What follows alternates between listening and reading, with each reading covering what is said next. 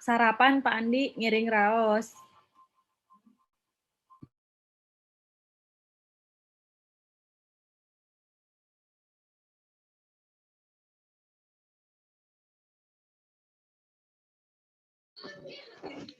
Halo Bu Len.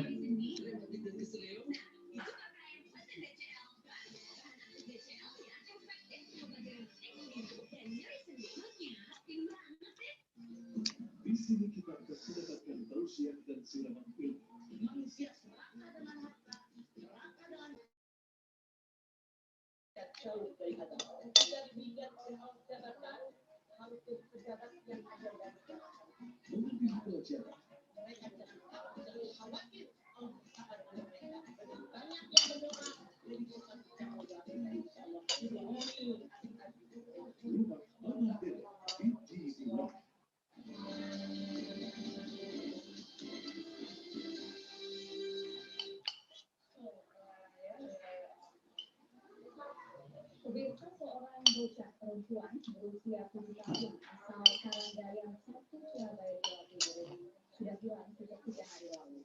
Bocah bernama Nesa Alana Kaisa diduga menjadi korban penculikan karena setelah pulang, orang tuanya kemudian mendapatkan pesan melalui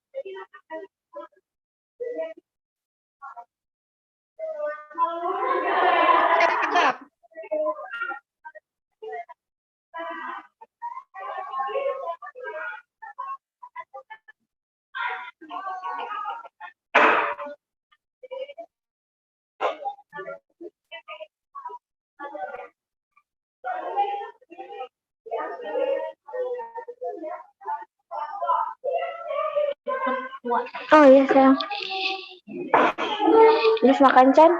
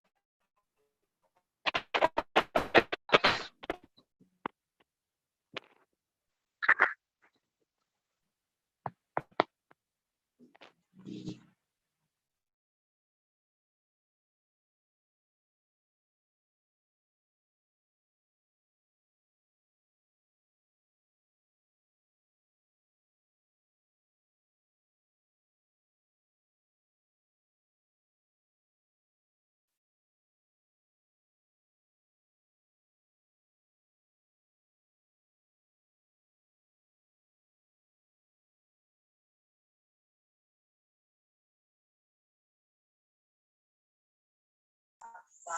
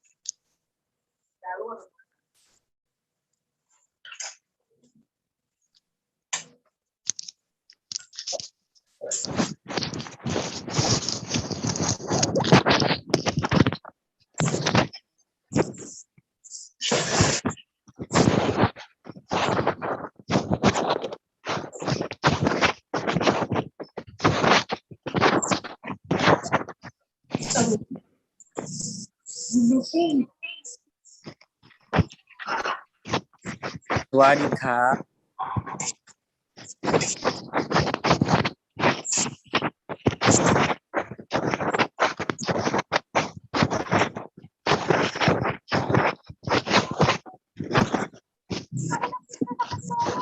Bolak-balik ke kamar mandi.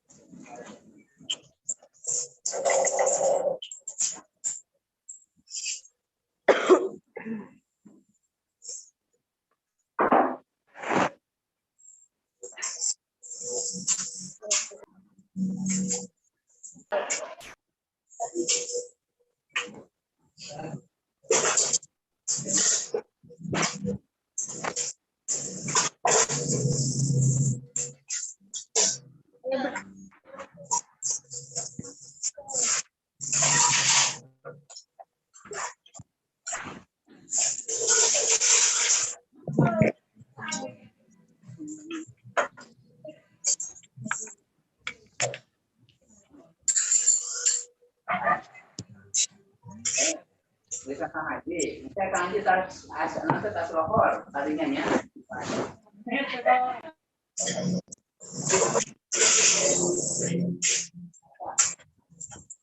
Baik, kita satu orang.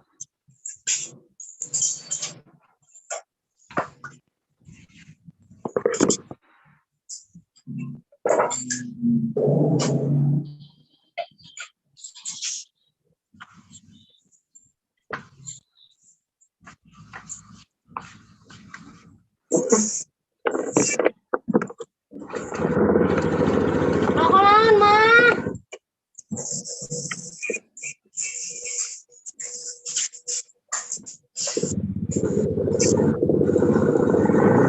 Jauh melawan.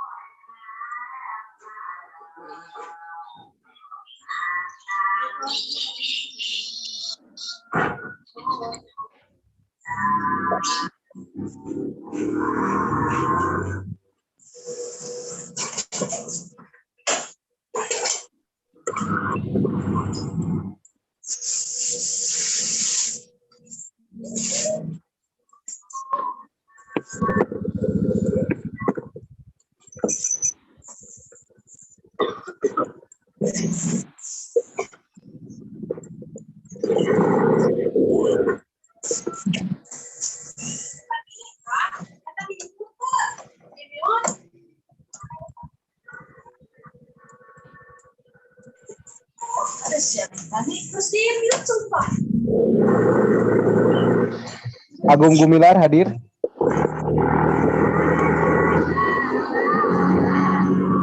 Fajri Nur Fajri hadir. Alhamdulillah hadir, Pak. Tolong yang belum di-mute, harap di-mute ya. Iya, Pak. Siap. Ya, Pak.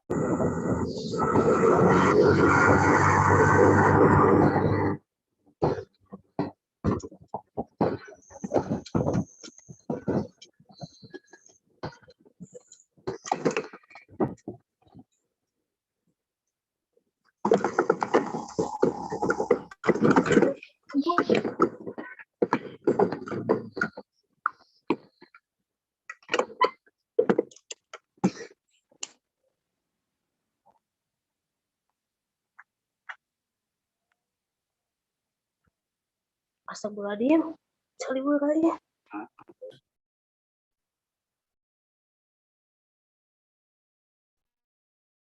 Kepada Fajri dipanggil oleh Mama. Iya, Kak. Tadi udah disuruh cuci piring dulu. Disuruh beli sunlight dulu makanya. Iya. Oh my God. Biasalah.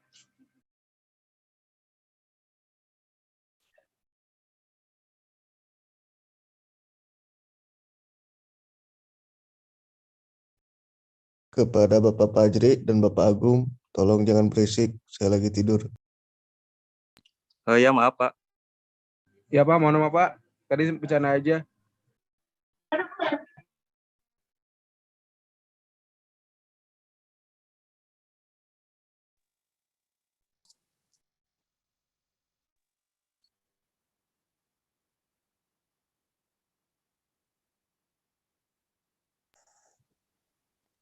Jadi udah kebacana 3A teh Kumaha, Pak? eta kelas pas masuk ke 3A Diki Kurniawan 3A gitu. Beda kamu mah 3B. Iya, harusnya pakai kelas sih, Pak. Ya harus ke. Oh iya gitu. Biar jelas lah. Biar Takutnya jelas identitasnya, Pak. sub gitu kan. Takutnya anak FM masuk ke sini kan. Nggak lucu.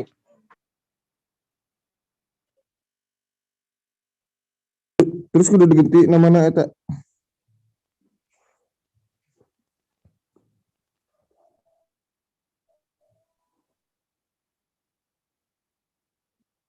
Diedit, Pak. Ya gitu. Mohon maaf, ini kelas apa ya? Halo? Oh, ini kelas 5, Pak. Oh, kelas 5. Aduh. Salah ya? 5 apa nih?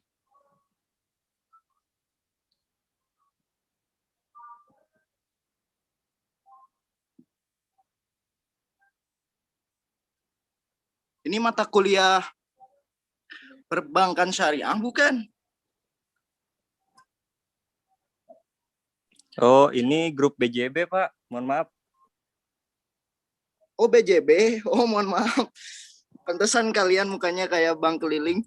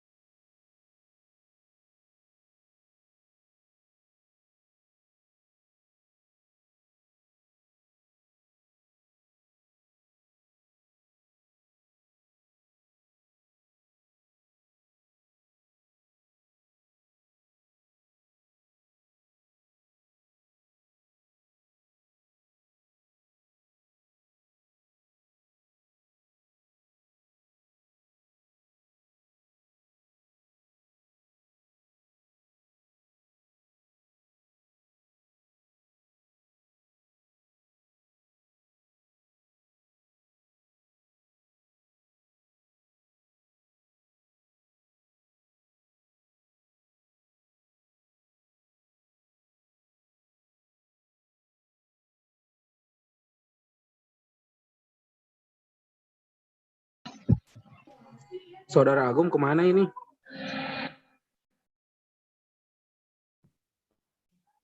Biasalah.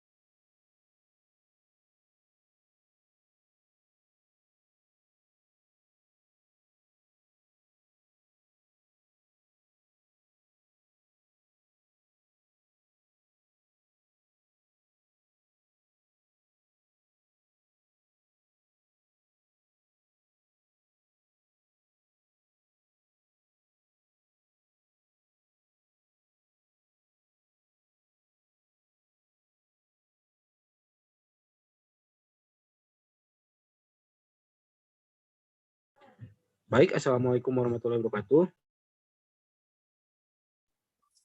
Sawadika.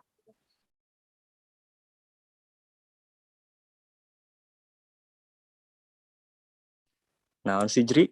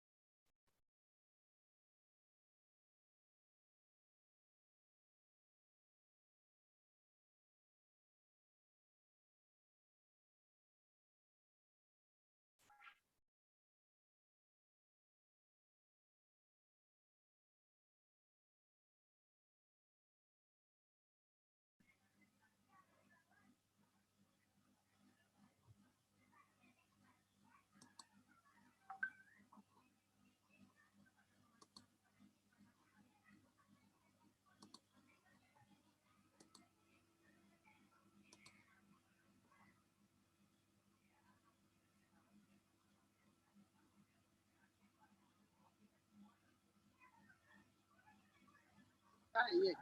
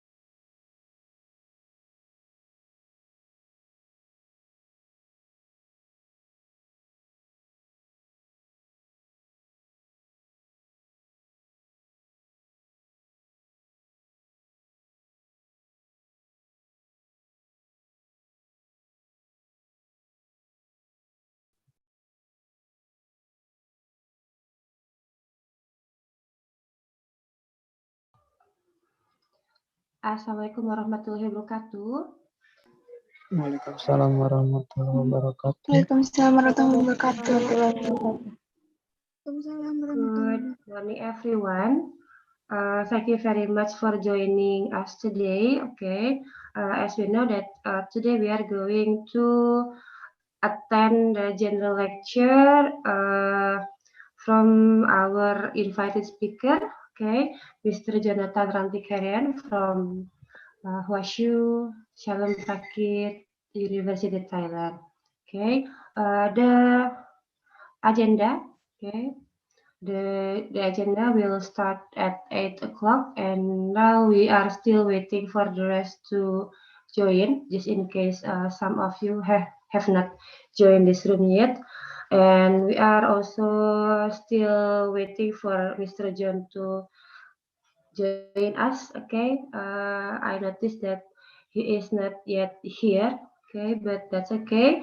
I'm glad that some of you have been here. So I think we are ready for the general lecture today. Okay. And Assalamualaikum warahmatullahi wabarakatuh, Pak Yoyon, Pak WD. Saya lihat ada Pak Wakil Dekan. Sedang tidak aktif tampaknya ya. Teman-teman mahasiswa yang saya banggakan. Kemudian para dosen, ya ada Pak Andi.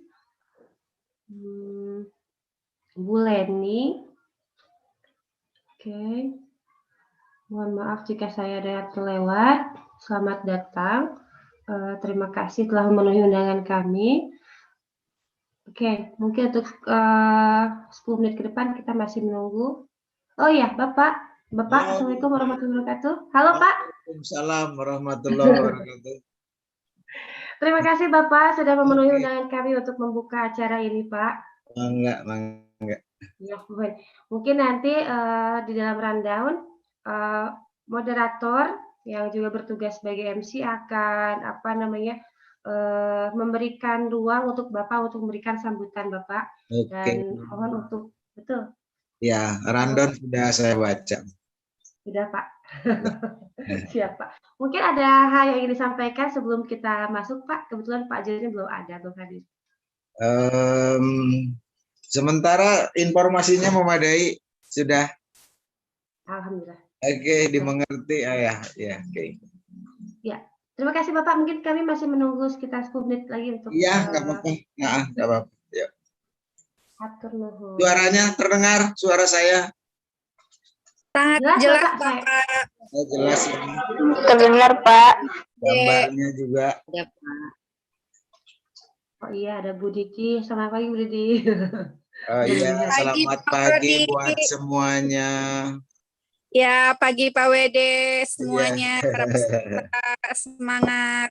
Sudah lumayan banyak ya, sudah 160-an lebih. Bagus. Dan kami juga Bapak, untuk Bapak ketahui, selain partisipannya mengikuti acara melalui Zoom meeting, kami juga menyediakan fasilitas streaming di YouTube Bapak. Jadi untuk teman-teman mungkin alumni atau mungkin bagus ya.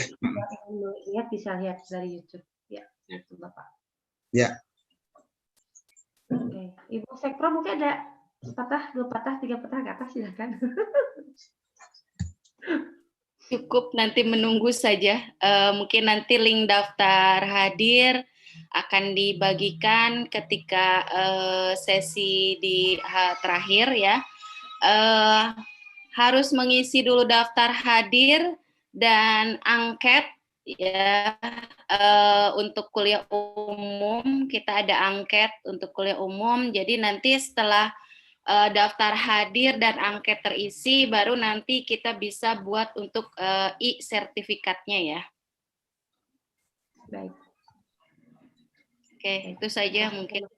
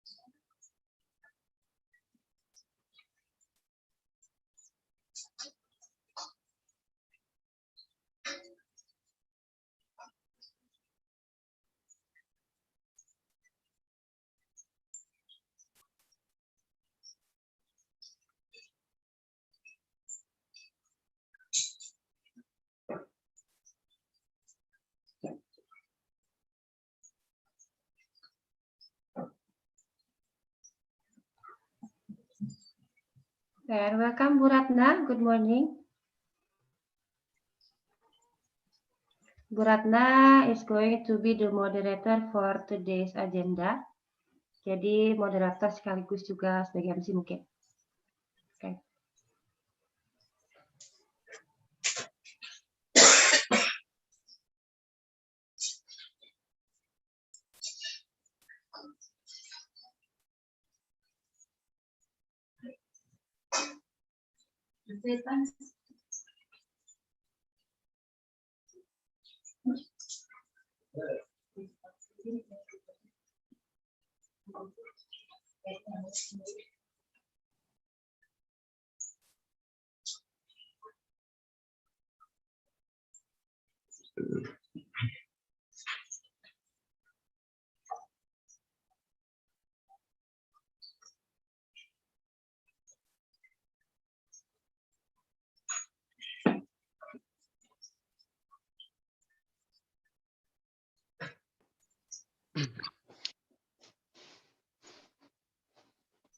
Bu Bunga, Jonathan jam berapa mulainya?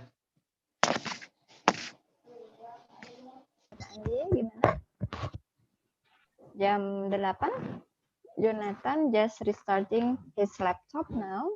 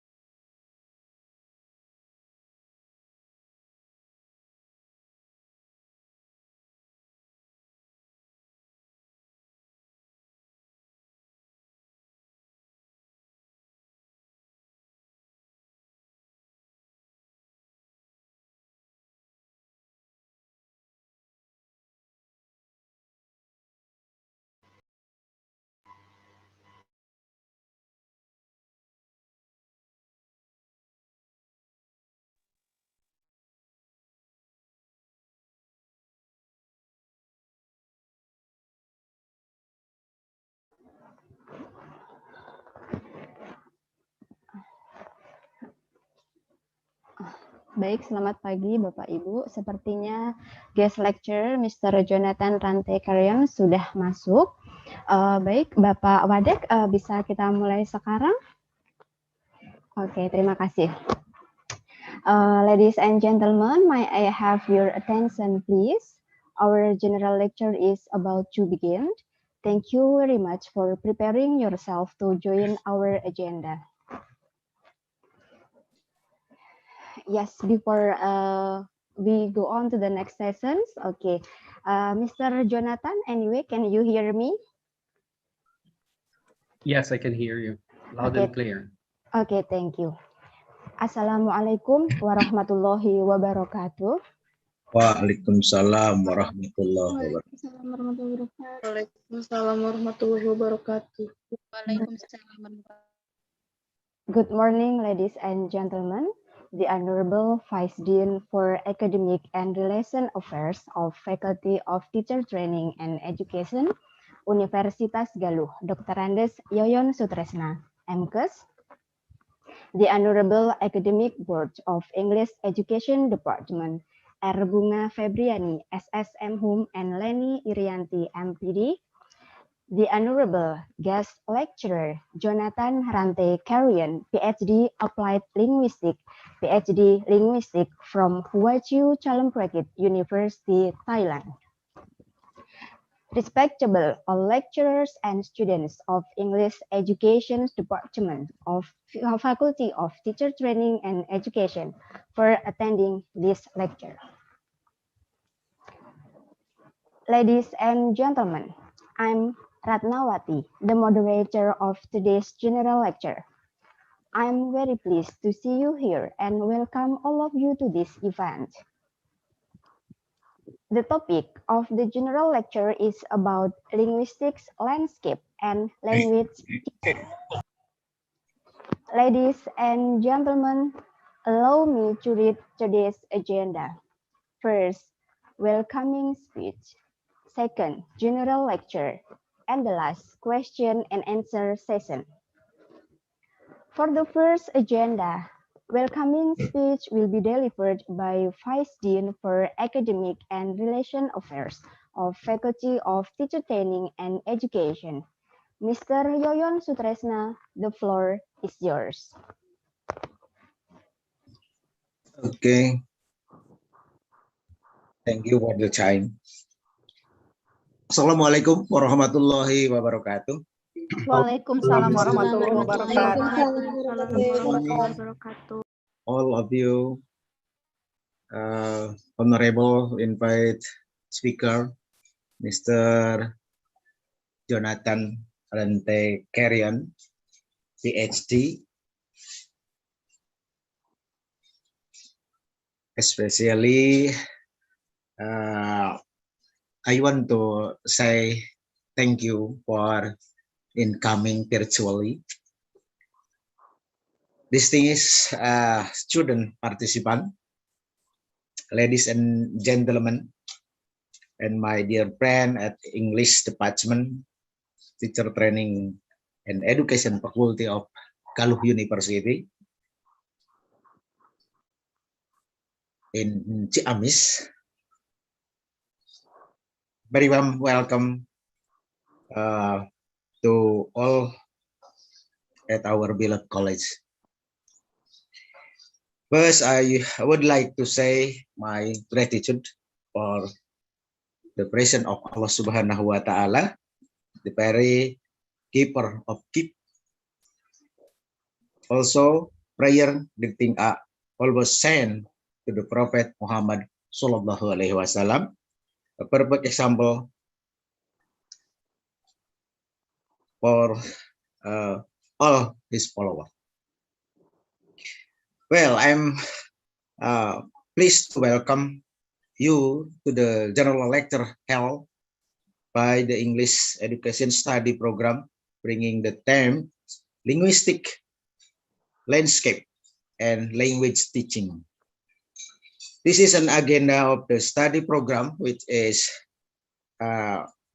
aimed at widening the students' knowledge and expanding their horizon in terms of English language teaching.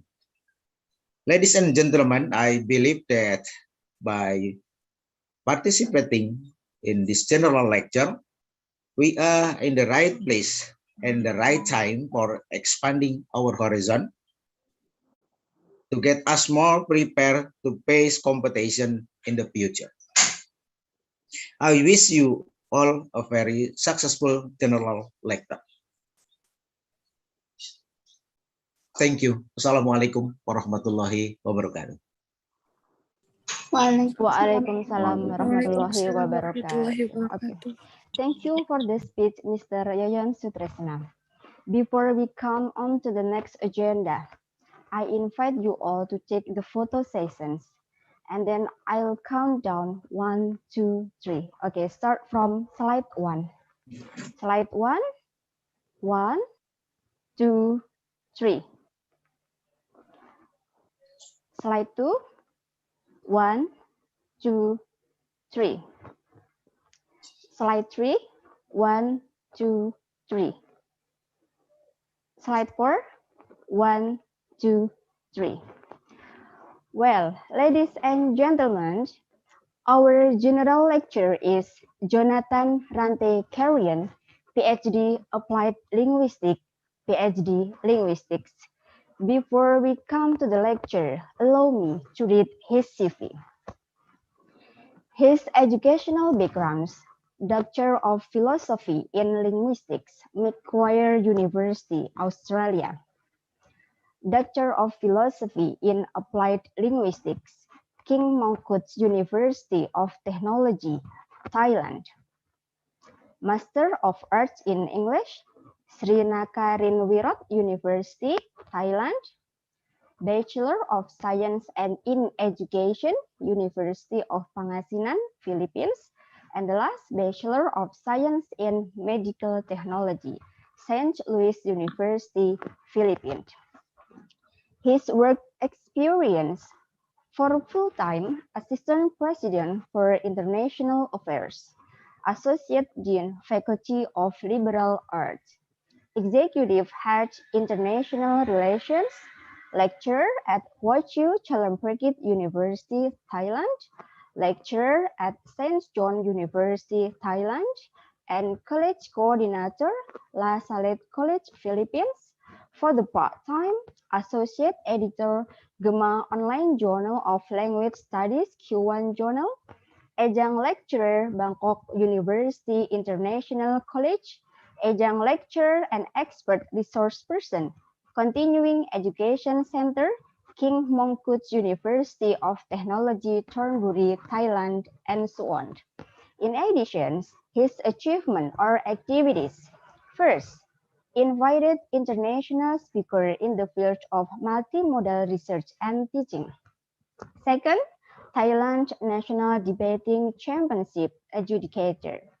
Third, Singha English Challenge 2014. And the last, best speakers in 3-minute thesis speaking competition in some universities in Australia. Before the presentation begins, allow me to inform you how the presentation will be going on. First, all the participants must mute the microphone while the lecturer is speaking. Second, if you have got questions, please write down on the chat box and I'll read the question to be discussed. This session will be divided into 2 sessions. First, lecture, which begins from 8:30 and ends to 9:30. And after that, question and answer session to 10 a.m. Yes, this general lecture is also live streaming on our YouTube, and the committee will publish the link soon on the chat box. Allow me to invite the lecturer, Jonathan Rante Carrion, PhD Applied Linguistics, PhD Linguistics, deliver the lecture. Mr. Jonathan, the floor is yours. Terima kasih, Bu Ratna. Thank you very much, Bu Ratna. And good morning to everyone, as well as good morning as well to the Associate Dean for the Vice Dean for International Relations of the Faculty of Education, Dr. Yuyun, teacher training, I should say, Dr. Yuyun Sutresna, and to all the students and as well as faculty members, good morning to all of you. I'm very happy that there are almost 200 participants. Right now, we've got around 196 participants. So this is really a success for Universitas Galuh, or Galuh University, or Unigal, as you call it. And in today's lecture, what we are going to look at are environmental prints, or things that we see in our environment. And because of the advent of the pandemic, COVID-19 pandemic, it's quite difficult for us to travel from one place to another. So it would be really useful if we are going to make use of things that are available around us, particularly materials that are posted on, for example, different billboards or on the website, as well as the different commercial establishments that we have near our places. So before I continue, I just would like to confirm if you can hear me loud and clear. Yes, I can. Okay. Okay. So so because you can hear me loud and clear, I would like right away to start, so that I'm not sure later if you have several questions or a lot of questions.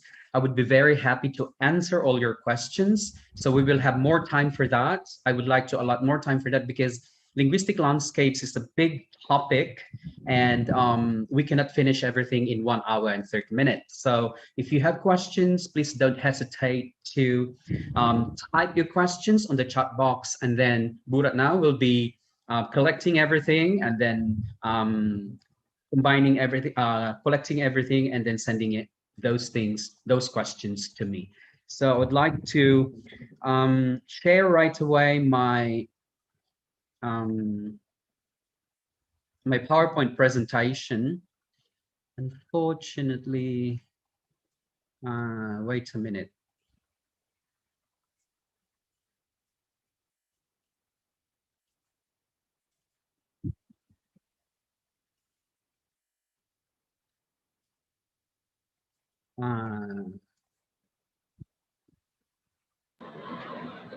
I can please hold on for a while because it seems like I cannot find my PowerPoint presentation. Okay, there you are. Now I can find it. So I would like to.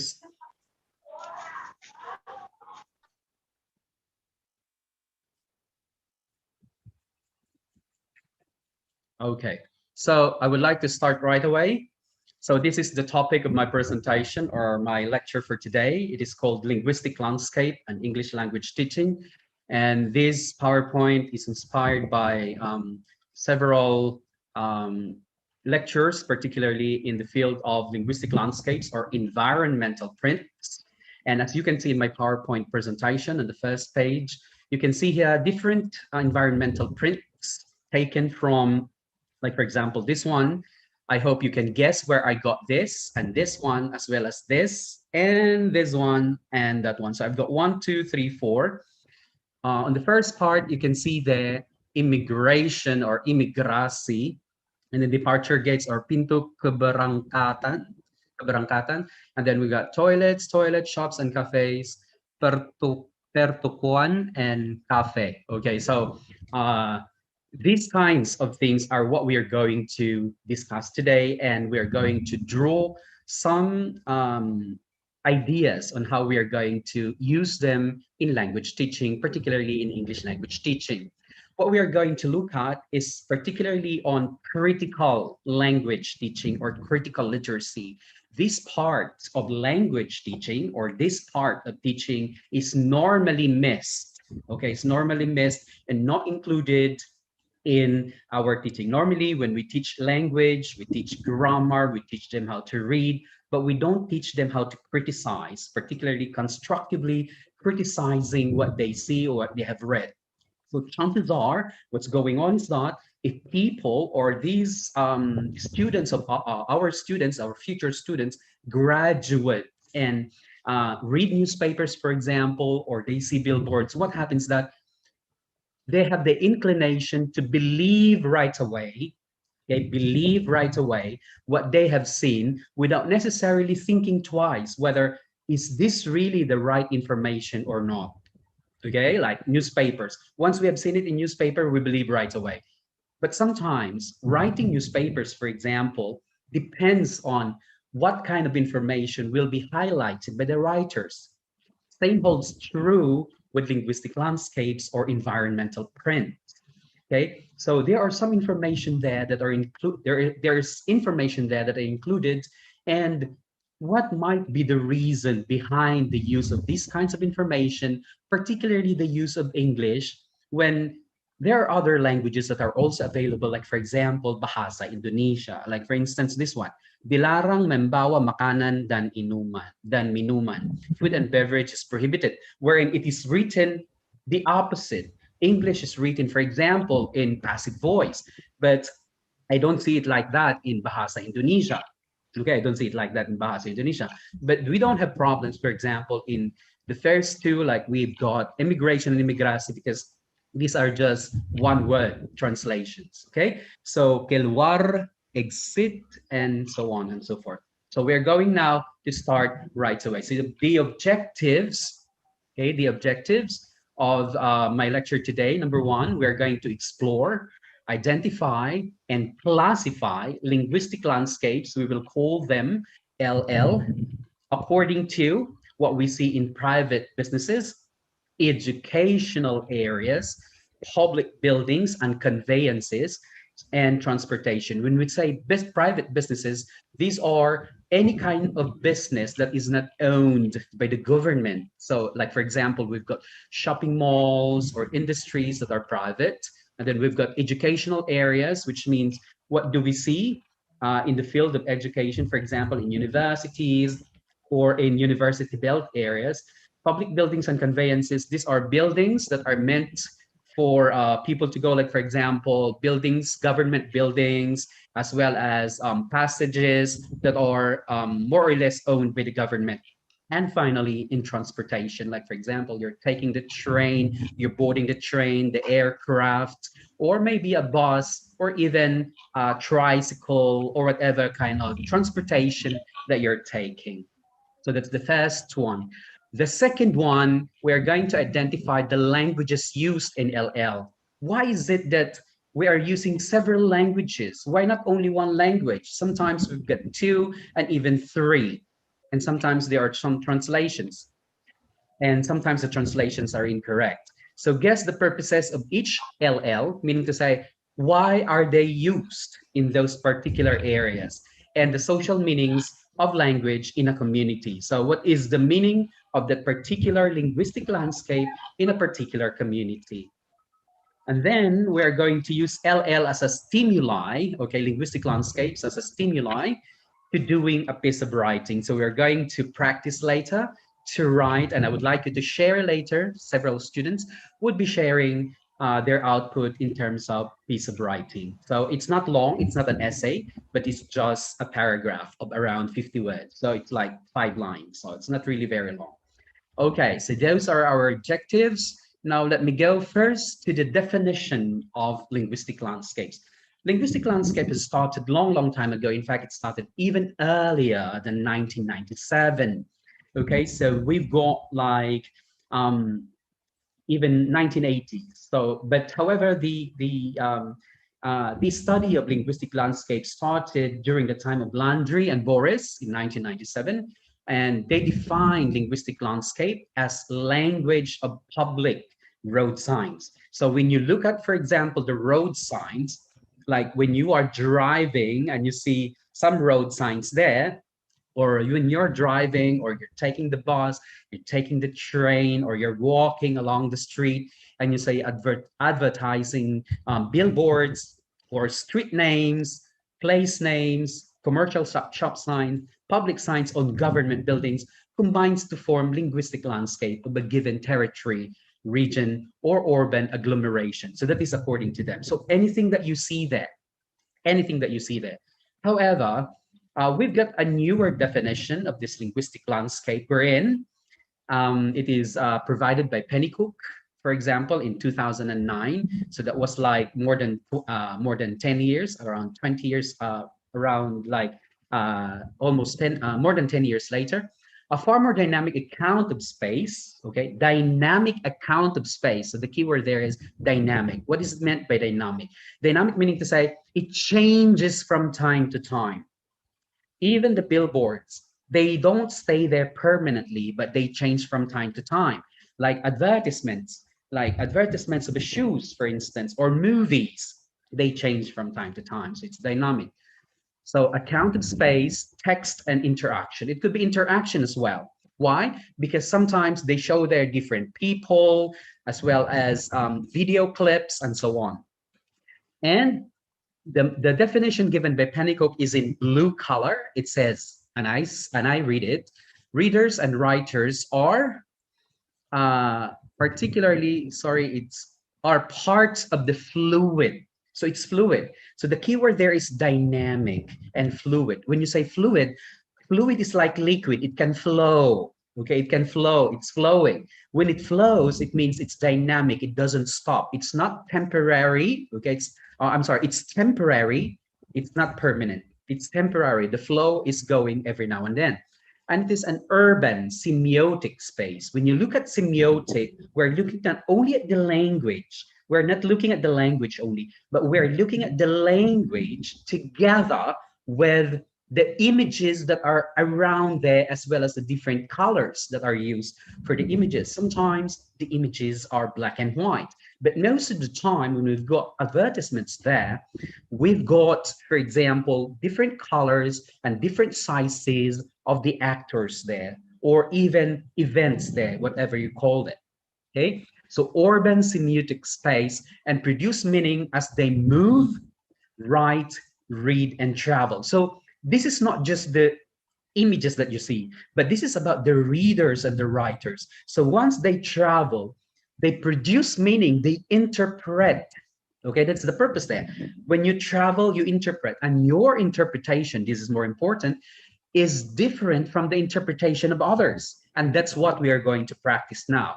How could we be constructive, but at the same time, criticizing what we see? So I didn't say that you criticize and you put negative in there.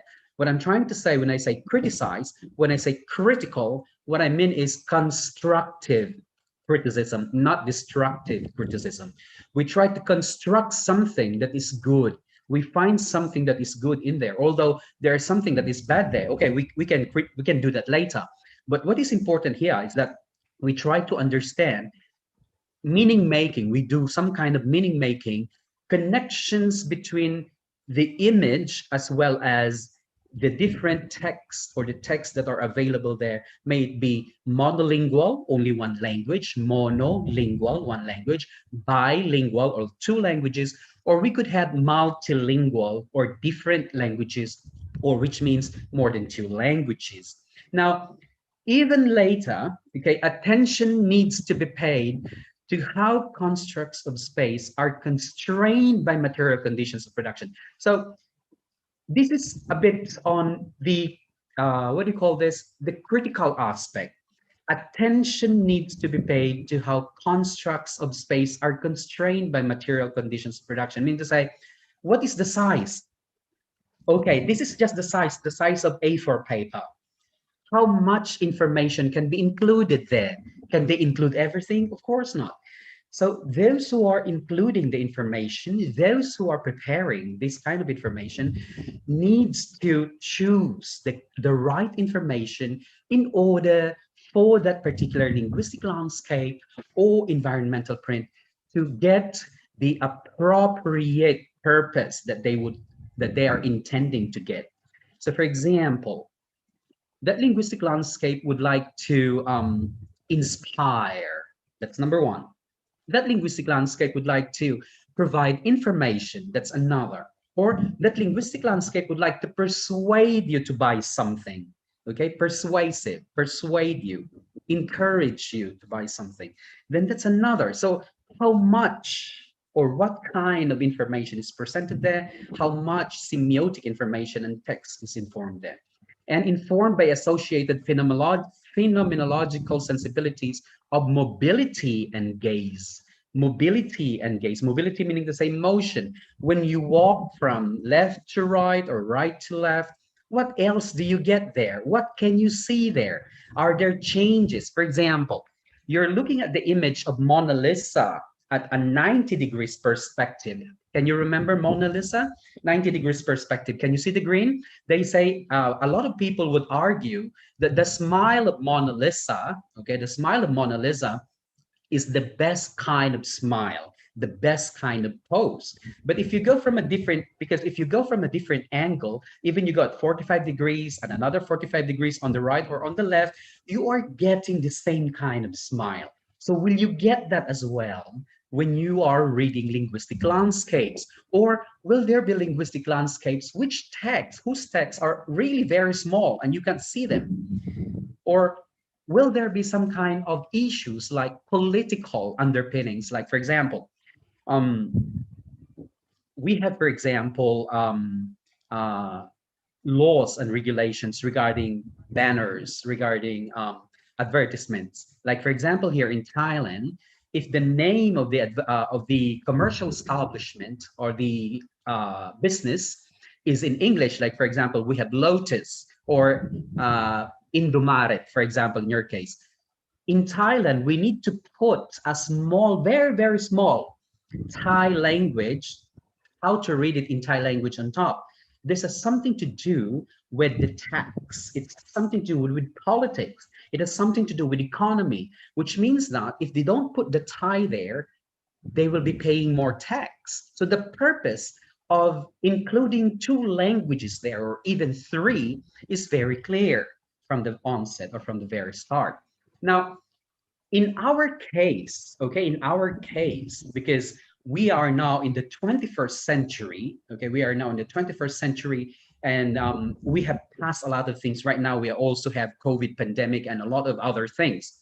What we are going to do, we are going to redefine, we're going to give a better definition for linguistic landscapes, and we are going to say this way, we're getting this definition from Sayer, for example, also known as environmental print or scapes, like landscapes. So we can say schoolscapes for the linguistic landscapes you can see in school, webscapes for those that you can see, the different web pages that you can see, or web bytes that you can see, for example, on the website, officescapes if you see them attached in your office, and then playscapes if you see them in playground or in public conveyances, like, for example, in park. Okay, so you can call them like that. And the modern urban landscape covered with signs such as naming stores and streets, adorning t-shirts. So for example, you're walking and your t-shirt has something there like, I love you. And other people would read it. So probably some people would be smiling at you while you're walking. Or if there's something there that is really very bad, like, or racist, like, for example, I hate Thai people. Definitely, you're giving a message to the people, particularly to the Thai people, that you are hating them, even if you cannot read that, for example. You are just wearing it. So that is very important. So t-shirts, your backpacks, for example, and there's something written there, okay? Giving direction, very important when you go to public conveyances, you go to parks, and then there are some directions there, then you read, and the directions are not just words, but with images. And also peddling products, you know, peddling, these hawkers, you know, hawker, Hawker. Hawker. Hawker. These are people who push carts and then they sell something. Okay, they push carts, so peddling products. And then sometimes they attach something there. Then we can look at that in a short while. And also promoting politicians during elections. Politicians will put their faces there, their names, and sometimes what are their accomplishments. Sometimes when they build roads, they put their names there. They forget that the money they are using is not their money, but it is the money of our people, of the people. It is taxpayers' money.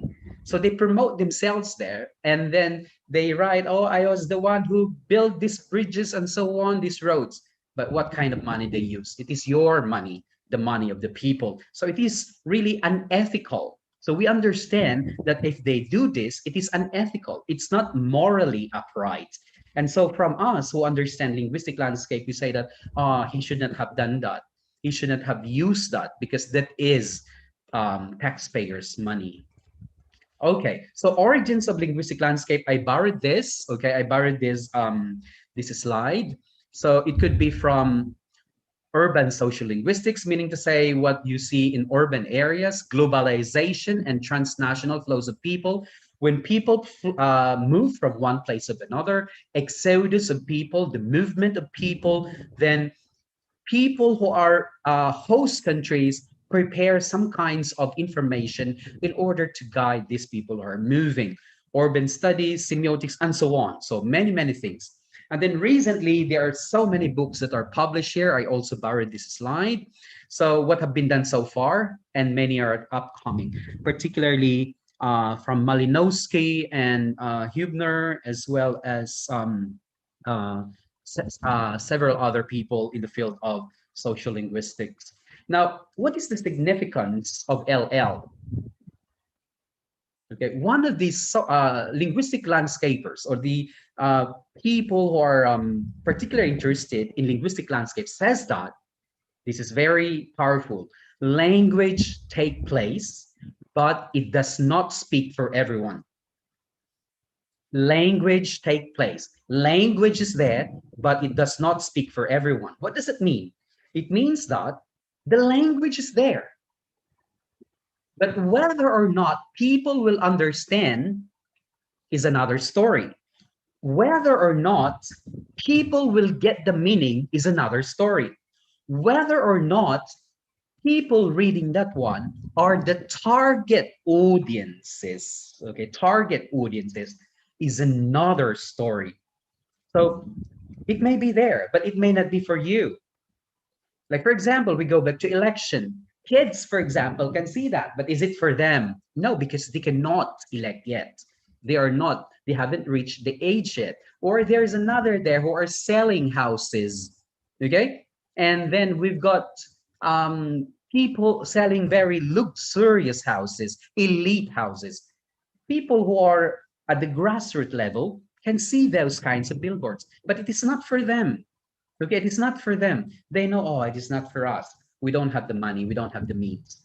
So the significance of, in a broader way, the significance of linguistic landscapes, that they are there for thinking about the innovative ways people use language in local context. So they are used innovatively in such a way that they make several kinds of arrangements, several kinds of drafts in order for us to really get what is being introduced, what is being informed to us. And it can also serve EFL teachers, or English as a foreign language teachers, or ESL if you want to, as a model template for classroom-based projects that can engage students in investigating and talking about how language is used in social and cultural settings. That's the most important one. Social and cultural settings. Most of the time when we learn language in the classroom, these are acontextual kinds and acultural. Acontextual means to say it's out of context. Your teachers sometimes give example and they are not even within the context that you have. They are not part of your experience. Okay, so it's difficult to understand, and they are not part of the culture. Sometimes we use textbooks, and these textbooks are published, for example, in Brazil, published in other countries that teach English as a foreign language or second language.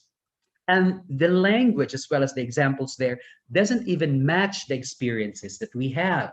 So what does that mean? It means that it would be more difficult for the students to really understand. So what we're trying to say here is that when you have linguistic landscapes that are placed in your locality, you can tell your students to take photos. We call this MALL, mobile, okay, like mobile phone, mobile assisted language learning.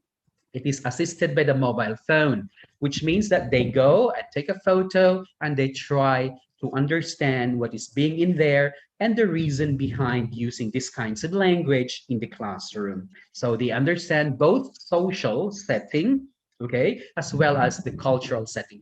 Because sometimes, like for example, in your country, in Indonesia, you can still find Dutch language. And it is not unusual. Why? Because Dutch people usually used to stay in your country. And then you can also see some kind of, like, for example, in Bali, Indonesia, you can find other languages there. Sanskrit, for example, and other languages there. And again, they are not unusual because they are part of the culture. They are part of the culture. Sometimes you can see even Chinese, and probably you start to guess, why is Chinese language here? And then the further you walk, you saw like tour guides. Ah, I know now why. I know now why we've got Chinese language here in Yogyakarta, because people are going to visit Borobudur, for example, and so on, Prambanan, and so on. So analyzing linguistic landscapes. So what we are trying to do here when we examine linguistic landscapes is that we conduct a qualitative content analysis that is relatively simple process that is just describing the data set. So for the teachers who are here, you can also conduct research, just describing the data set, collecting, for example, 200, 300, or just 50. Some research that I've read, they have just collected like 20 or 30, but they describe it in depth, okay, in depth. They classified it, okay, they classified it, they describe it, and then they connected it to, for example, the context of the situation. And then they identify connections and patterns across the parts of the data. That's what they're doing. Whatever kind of research they have done, that is what they are doing on linguistic landscapes. So they counted, they classify, they describe, and then they make connections. And then they keep in mind, so for those who are joining this class, now you have to keep in mind this question. Why does a certain location, because you are analyzing English particularly, why does a certain location use English on signs? So that question, do not forget it, because we are going to use that question until the end of this presentation or this lecture. So why does a certain location use English on signs? What might be the reason behind this? Okay, so, and of course, right now, your role, you, all of you students and participants, you are LDs, you are language detectives. So all of you, because we will have some activities in a short while, we'll have some activities in a short while, we'll have 3 activities, okay, 3 activities that we are going to do, and 3, what do you call this? 3 balance activities that we are going to do in a short while. So your role, you become researchers who collect data by taking photographs and analyzing them, by organizing the photos into categories. And of course, aside from that, you're connecting it to the social context and other contexts that are available or prevailing in your locality or in your context. So classify the linguistic landscapes. Okay, this is now task 1. Okay, we go to the first activity now. So as I've said, we've got 3 activities. Each activity will last for about 10 to 12 minutes, okay? So classify, please take note of all of this. So we've got PECT, private business, just remember private business, education or educational areas.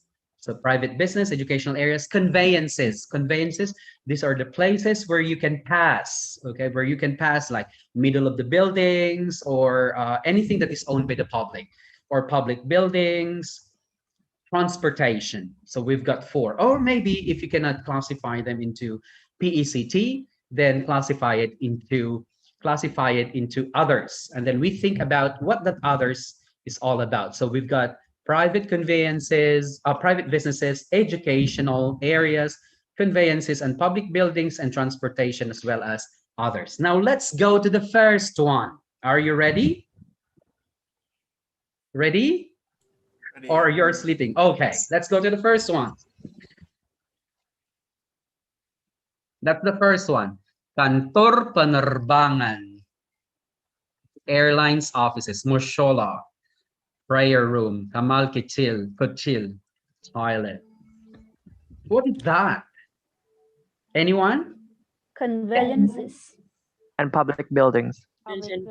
Conveyances and public buildings. Very good. See, conveyances and public buildings. So, see, you didn't see anything. You just saw this one, the picture, and then you saw some what do you call this? You saw some context. You look at the side. It is dark and with some light. But you know that when there are some arrows that help you, that there are some arrows that if you go straight, then you're going to kantor penerbangan. You're going to airline offices. And can you guess where this is? Which conveyance is this? Can you guess where is it? Airport or immigration? Airport. Very good. Congratulations. Or at least very near the airport. Okay, or at the area near the airport. Very good. Now let's go to the second one. Where is this? Restaurant. Business. And restaurant. Business. Yeah, it could be, it's a restaurant. So if you don't want to classify it as private business, you can put it to others, right? You can put it to others. So that is a private, what do you call this? It's a private business, but we don't know. Okay, we don't know. It might be owned by the government. It might be owned by a department, for example, of the government. So there, see, you can see now the problem there. It could be this or it could be that. So we need, for example, to dig deep into. So for instance, you can go there and check, is this owned by the government? No, it's not. So you have confirmed it's not. So you can put it under private business, restaurants. Okay, let's move on. How about this? Transportasi umum. Transportation. Yes, it is there. Public transportation. So, very good. It's not an ordinary transportation. It is a public transportation. And you saw there the picture. You saw there the picture, the image of this one, and you know that okay, it's not taxi. Yes, probably it's train. Very good. Next, pintu keberangkatan. In airport? Yes, probably in the airport. Why? Because you have seen this. So what is this? Yes, it is conveyances, right? Conveyances, public conveyances. It's where people pass through. And here, people, even if they don't understand what is this in Thai, in Bahasa, even if they don't understand what is this, what is written below shower, they will understand that it is shower because of this. Okay, because of that. Next. Where's that? Public building. Private business. Private business. Why did you say so? So you have to reason out. Why is it private business? Container. It could be government, right? Government. Yes, government. But it could also be private. Business. Right. Government. Okay, so probably you would be saying government, because right now only the government in Indonesia is purchasing the vaccine. So probably you can say like that. But also, you can also say that it is conveyance. Why? Because they are posted there, and probably it is a part where they walk, and they are, for example,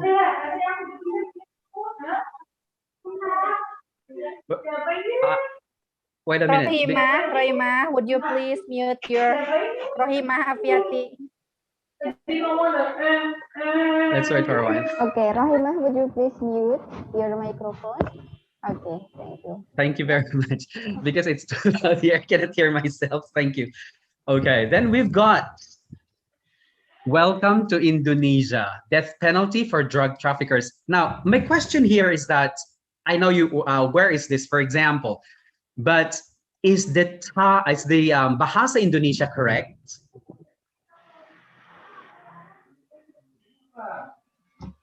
Selamat datang di Indonesia, hukuman mati bagi pengedar narkoba. I don't know if I read. Pengedar narkoba. Pengedar. Oh, it's that pengedar. Okay, pengedar. Narkoba. It's too small. I cannot read it. Is it correct? Yes, it is. Yes. It's straight. Completely correct. It is out of context. Not really completely. Oh, see, you start to think now. At first you said it's correct. Now you start to say that probably it has been written differently. It's up to you, okay? That's your language. So you know whether it is correct or not. Okay, you know whether it is correct or not. And there are other things there, BNN and this one as well, to help you identify who are the promoters of this kind of language. The next one, pengumuman. Demono agar melepas menyimpan kacamata anting ikat rambut dengan baik agar tidak diambil monyet. I don't know what's the meaning. It says, take off your glasses, earring, hat, cap, be careful with monkey. Is that correct? Yeah. Yeah. Where can you find this? Where can you find In this? the zoo, maybe. How do you know? Okay, let me ask you. How do you know it is in the zoo? Monkey. Okay, and This you know was already monkey. language. Okay, what kind of language is this? What is the message here? What is trying to tell you? Is it just an ordinary information? No. Warning or prohibition? Is it That is prohibition? warning. Warning. Very good, warning. So it's not just telling you information, but those people who are wearing caps, for example, will start like, okay, I have to keep this now. Earring, I have to keep it because this is gold. Okay, it might be taken by the monkey. Same holds true with here. We go back to free Wi-Fi, for example, a while ago. It's saying that you can relax. We have Wi-Fi inside. See, very easy. It's not just saying we have free Wi-Fi. It's not just like that. You can say you can relax. You can see the view there, and at the same time relax because we have Wi-Fi. You can stay here for a long time. Okay, that's what they're saying there.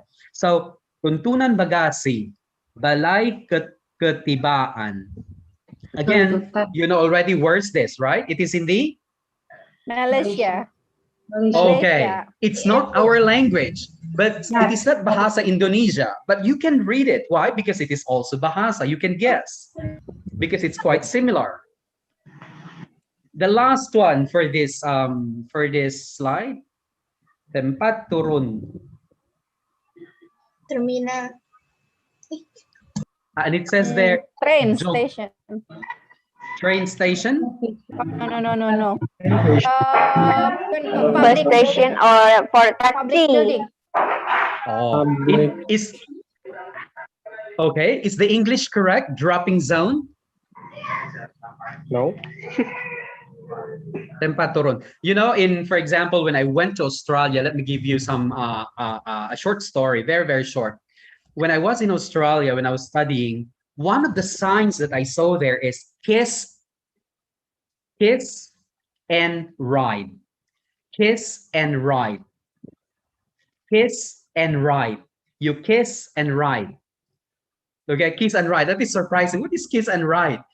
For them, kiss and ride meaning to say, you kiss. It's like the time you perform when you kiss your parents. You kiss and then you go. Kiss and then you go.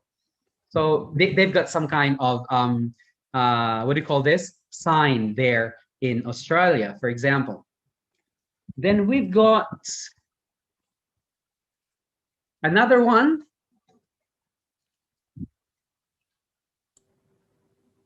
What is this? Signboard. Have you been there? Road sign. Yes, have you been there? Yes, we have. Okay. Sure. Yes. Okay, so I have one of these pictures as well. Jalan Malioboro. Okay, in a place where you can go shopping in Indonesia. And then I started going there as well, and people are calling me and saying, mura. I said, no, mahal. Okay, just kidding. Now we go to the next one, Komodo National Park, Indonesia. Where is this? And it says a World Heritage Site. NTT. Okay.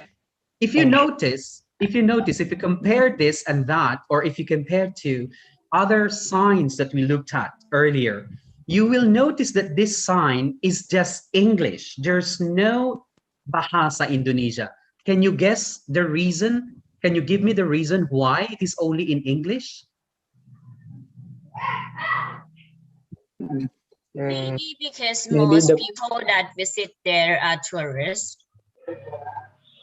Most of them are visiting there are tourists. Is that all? Most of them. Most of them. And it's here. You can see it here right away. It says a World Heritage Site. So it is expected that this sign goes around the world. So it is also a kind of informing the world that we have a World Heritage Site here, and it is called Komodo National Park. Okay, it's called Komodo National Park. So it's kind of advertisement as well. I don't know what is the English of this one. Komis Pemilihan Umum Republik Indonesia. Pemilihan, what is that? Is it market? Election. Oh, election. Oh, pemilihan is choose. Election. Oh, okay. General election. I see. Komisi is commission? Commission. Okay. So where's this? What is this? It is a government building. a government building. Why is it there's no English? Why don't we have English there? On the other hand, here, the Komodo National Park is all English. This one, it's only for Indonesian, maybe? correct. Okay, that is the main reason. It's only for Indonesia. Now you're becoming even clever for explaining these ones. You're trying to get the context. You try to understand the reason behind using these kinds of signs. Very good.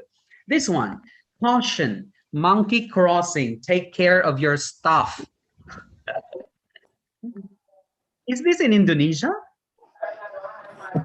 Not always.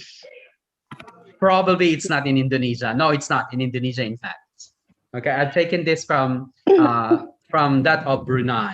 It's not in Indonesia. Dilarang memanjat. Borobudur ya. Where is this? Do you think where do you think is this? It's warning in a temple. In a temple. Yes. Why? Why is there a warning? The mountain. Dangerous, and also will was it destroy World Heritage Because Site. it's rude and disrespectful.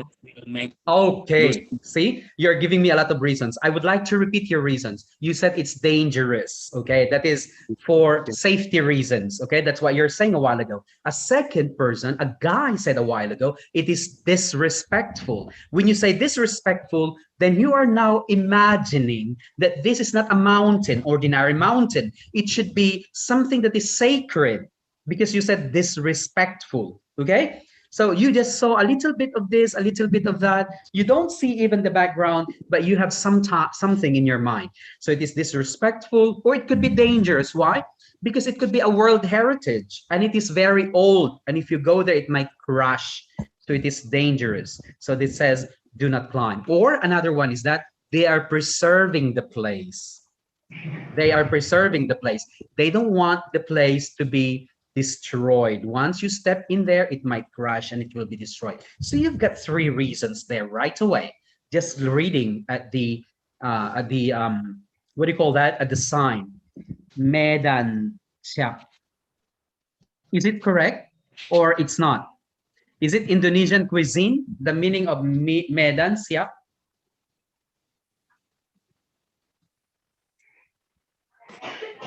Medan. First time. Is it? No idea. Because no, I Medan see. is Medan is far away from Iwikiamis. Oh, It belongs okay. to traditional, maybe. Traditional food or Yeah. traditional kind. Okay. Or And specialty of Medan. oh, okay. Maybe. And it's just put there Indonesian cuisine so that people will understand that it is a kind of Indonesian food. Okay. Nice understanding in there. Do you know where is this? Maybe Buratna will remember that one. Yes, actually we have got this in 2017, if I'm not mistaken. Is it I 2000? also. Yes, I think I was there when you had that one. Yes. It is the Thai Sol. Thai Sol. Yes, I also, yes. 2015. Oh, I sorry. also. 2015. And if you notice, it is all English there. There's no Bahasa. Why? Because they're talking about international English applied linguistics. There's no need for Bahasa because people who are going there are all people that speak or at least understand English. So this is expected. And this one, this is yours. Again, they're all English there. Why?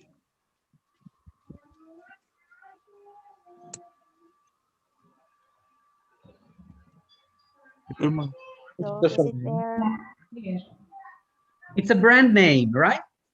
Yeah. It's a brand name. So that is already the brand name. That is their names in English. Wherever they go, wherever they put up the business, it is called Nagoya Hill Hypermart. It is a hypermart.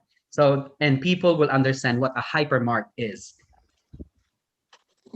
Sultan Mosque, Masjid Sultan. There are 1, 2, 3, 4 languages. Can you guess the second and the fourth language? China and Chinese. Chinese and Japanese. Okay, very good. So the first one, and you notice as well the sizes.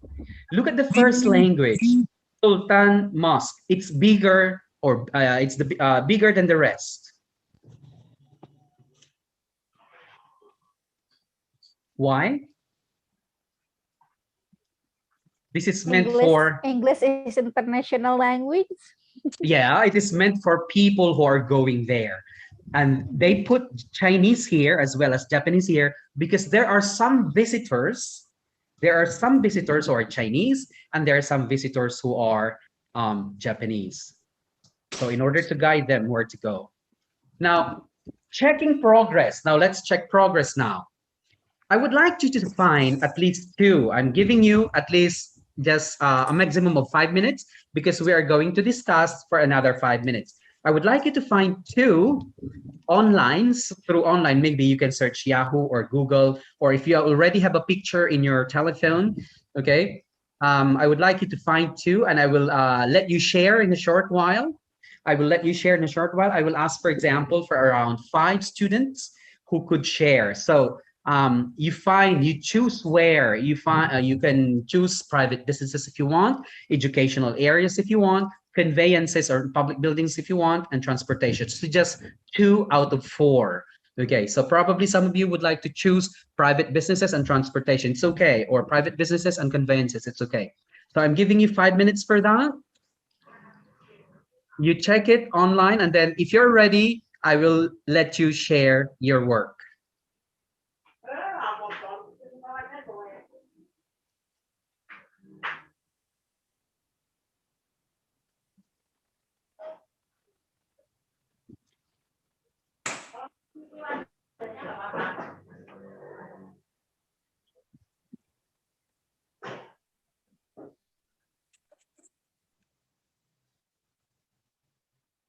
So what you're going to do once you have found these examples, you just what do you call this? Send me a message. So in the meantime, if you have questions, those who are not, for example, ready to find the examples because you are using your telephone and you don't have any other what do you call this, gadget to open, for example, to do this, then you can also ask questions on the first part, because we have 3 parts that I've said, and I can you can post your questions there and we will answer them in a short while. So you can put them in the what do you call that, in the chat box, and then we can answer that in a short while. So in the chat there are already some questions there, and we are, as I've said, we're going to answer them. From when should be teaching to student in okay, this was earlier. Is this method okay? In fact, we can answer this because they are very, very short. When can you start teaching? You can start teaching LL anytime. You can use it any part of your class. For example, you can start teaching, you are teaching road signs. So you can start using that, for instance, or you teaching them advertisement or selling. So you can put it as part of the motivation part, okay, or before you start the class. Or it could be part of the game, for example, or activity. Or it could be the lesson if you want, depending on what you're teaching. Is this method useful for kids? Of course, it depends on what kind of linguistic landscapes you are trying to show to the kids. For example, you're talking about food and you bring out McDonald's, then people will see this and they will be very happy. Okay, and then they can guess what these are because they have the experience, and the class will be fun. So you have to choose appropriate kind of information if you want to use them for the kids, appropriate kind of linguistic landscapes or environmental prints. And you don't have to tell them that they are linguistic landscapes. You just show them that these are photos, because even if you tell them that these are linguistic landscapes, they will not understand what you're saying. So you have to simplify your language when you're dealing with kids, especially small kids. Thank you for those. Please drop your questions. How can teacher teach effectively during this pandemic by using online platform? I will answer this later. Although it's not connected, I will answer this later because it is not on linguistic landscape. How can teacher teach linguistics effectively during? Okay, I will answer this as well later because it's not linguistic landscapes. I have permission to.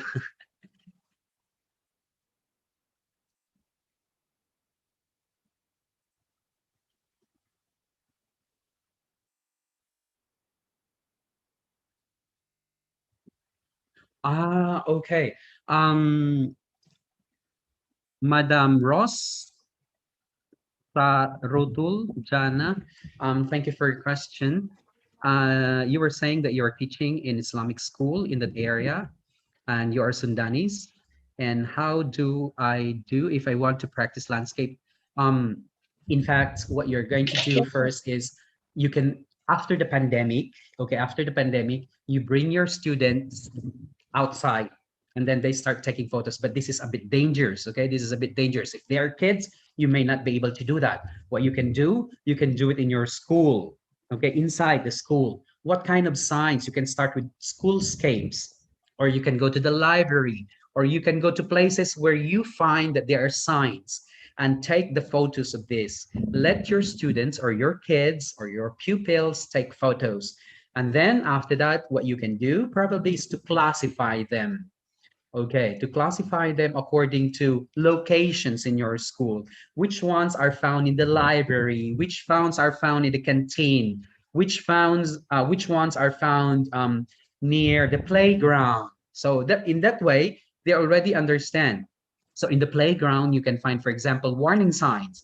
Do not do this, do not do that. So you can identify there what kinds of language, for example, are used in particular sections or areas in your school. So because it's difficult. And sometimes there are Arabic, English, and Indonesian, as well as Sundanese language. And these languages are coming. Sometimes 4 of them are coming together, and sometimes there's only one. So if you're in Sundan, you're using Sundanese, sometimes it's only in Sundanese or only in Indonesian. And you have to understand sometimes that it is in Arabic because probably it is a place of worship.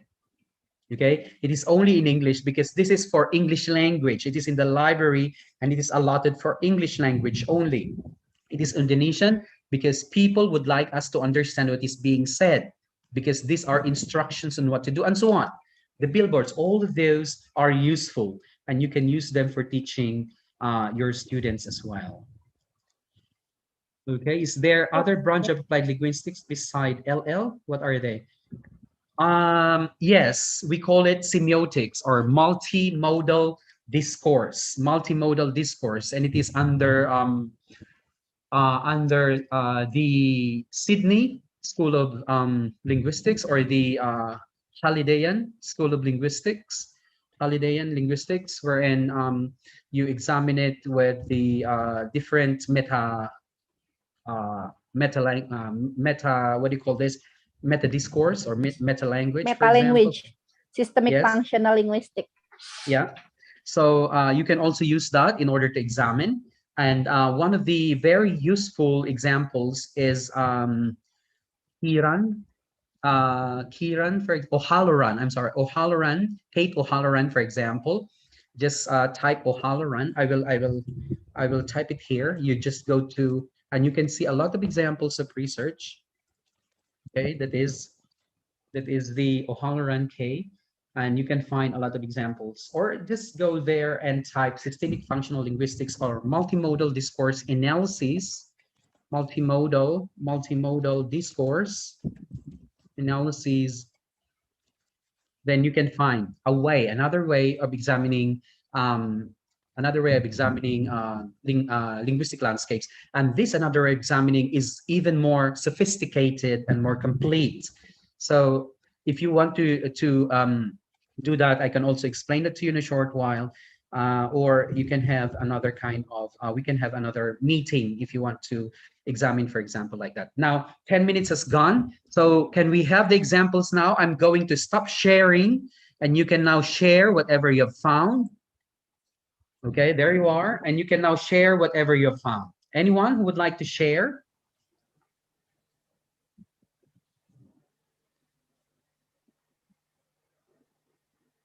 Anyone there among the students who would like to share? Have you found anything yet? Okay, Mr. Jonathan, I'm going to choose randomly. Okay, thank you. Right, okay. Ayuninda, could you please?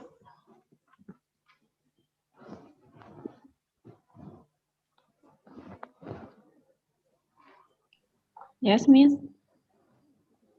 Could you please share your findings? I found some pictures.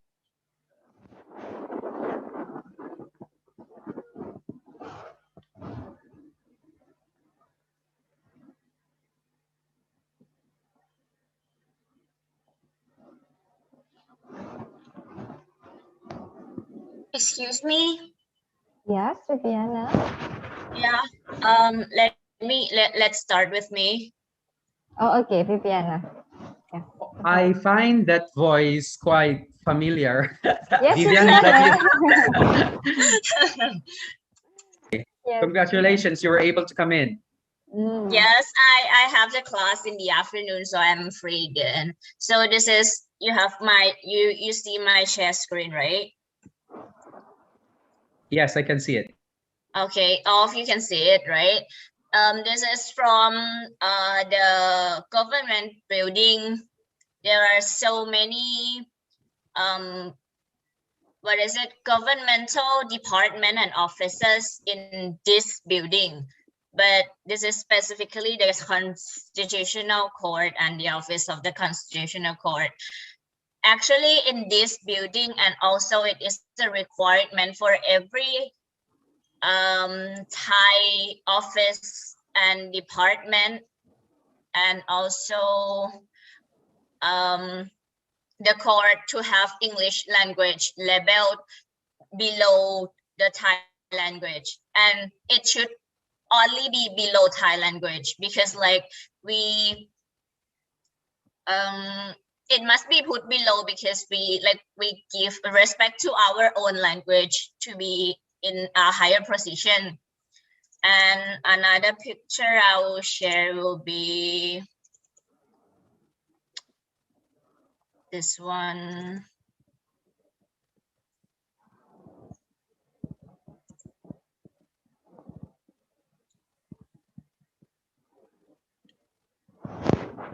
It's it will be mostly put it in the school area, because in Thailand we have the law of if you are about the 1 kilometers or less than that in the school area, you should reduce the speed from whatever 100. You can speed up to 100, 200, but and when you are in the school zone, it needs to be only 30 kilometers per hour. So this is the schoolscape, and that is my 2 examples. Vivian, excuse me, can you please unshare the first one, Constitutional Court, and share it again, the schoolscape, because we are still seeing the Constitutional Court. Okay, sorry. Let me see it again. Okay,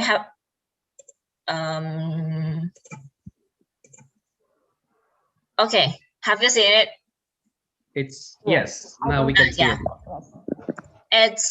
It will be labeled in the school zone, in Thailand, we have like there will be a temple zone, a school zone, which in the school zone there will be a crosswalk, and this sign will be labeled. Actually, the thing is missing here, and I trying to search for the full one, but I cannot find it because it will be the number that labeled 30 there with a hexagon, because in the area of school zone you cannot drive, you cannot upper the speed higher than 30 kilometers, because you need to be aware of the students who are walking through the crosswalk and also people, because it will be what is called community area.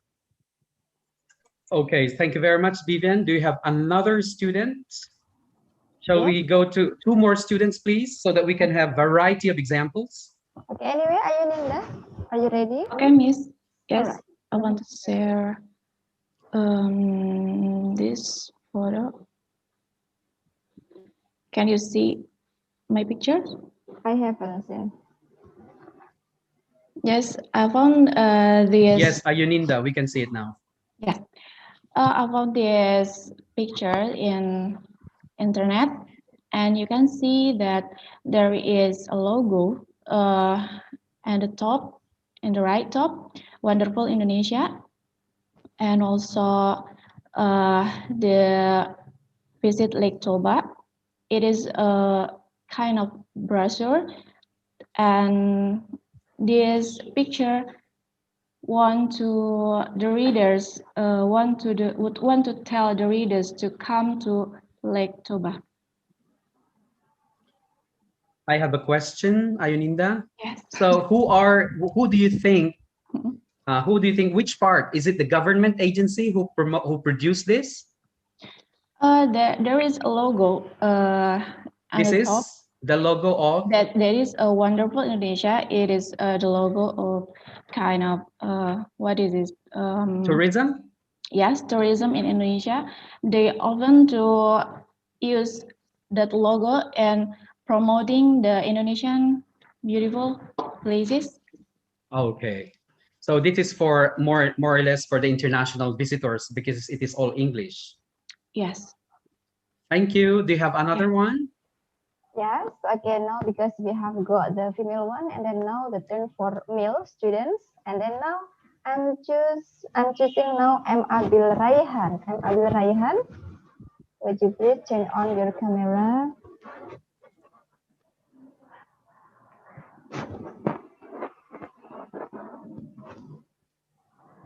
M. Abil?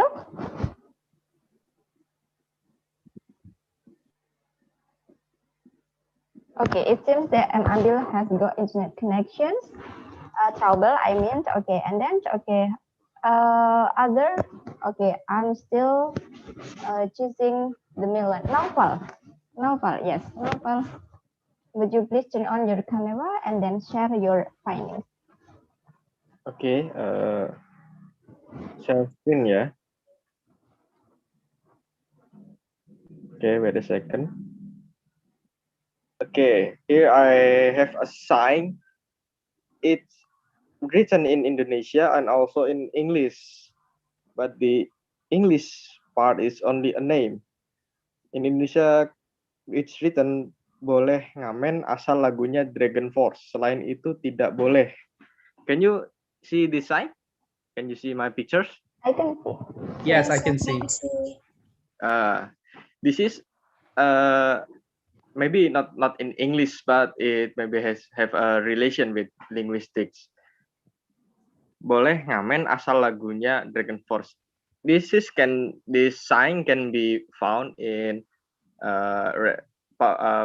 private restaurants that usually in Indonesian tourism sites. There are common musician that bringing musical instrument and they play in front of the restaurant, and they ask for like ask money, and this maybe the owner of the restaurant release this sign because they feel the musician are so annoying.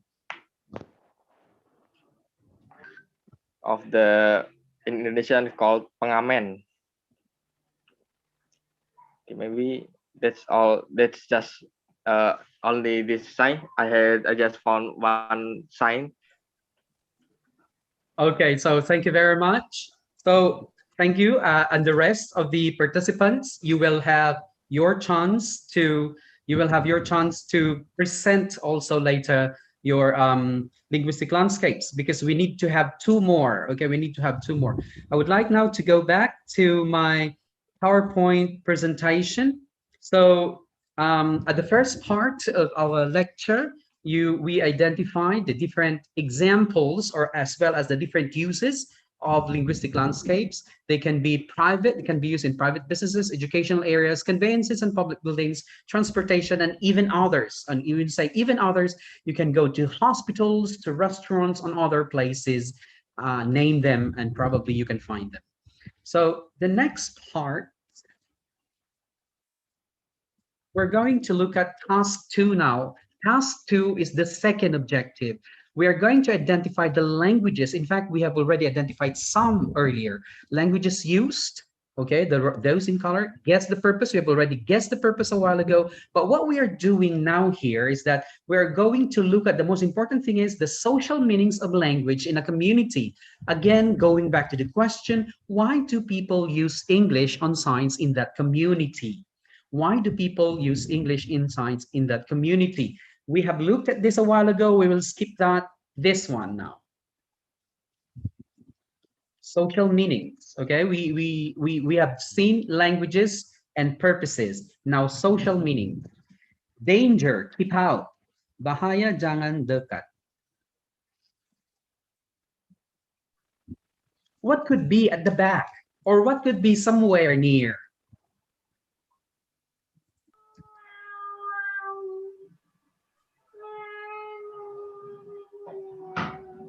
What do you think is, like, can be found near this sign?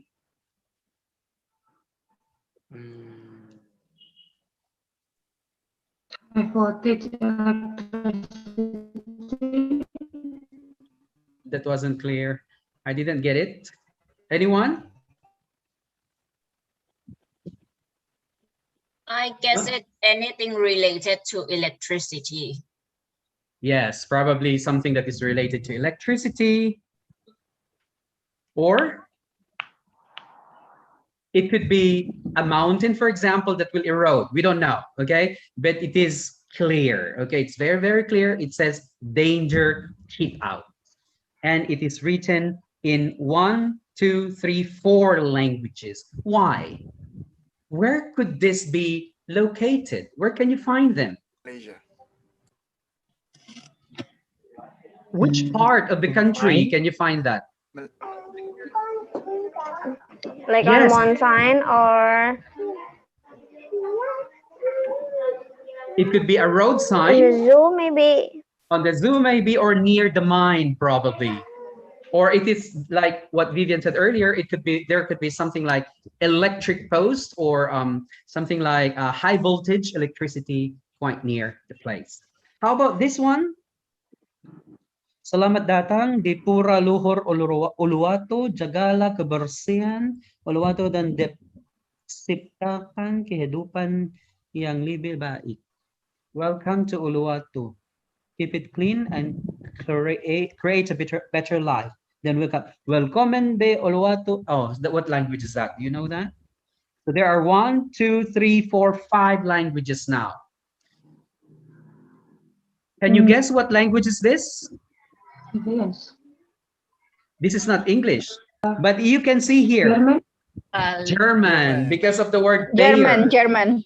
Correct. Bayer, Because of yeah. Bayer. You saw Bayer there, so you right away, this is German. And probably Bayer is the owner of that sign, or is the sponsor of that sign. The sponsor. Okay? Probably the sponsor of that sign. So keep it clean and create a better life. So in terms of social meanings, what it's trying to tell us it's trying to tell us that it's not just an information. Okay, so it's just not telling us that, okay, welcome to the place, but it's telling us something. Keep it clean and create a better life.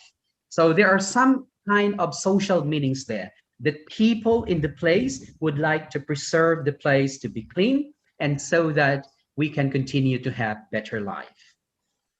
Okay, how about this? Again, there are several languages there. 1, 2, 3, 4, 5 languages. What is in the fourth? What is the fourth language? Malaysia. Hindi. Hindi. Yes, Hindi. correct. Hindi. India. Hindi. Yeah, you will understand now because of this. It's Chinatown Food Street, and even if it's Chinatown, it is composed of a plethora of different kinds of foods from different sources and different countries. And also because it's Chinatown, a lot of people going there and different people going there, like tourists and locals together. So all of those kinds of visitors. Again, what is this telling us in terms of social meaning? Look at the picture on the left.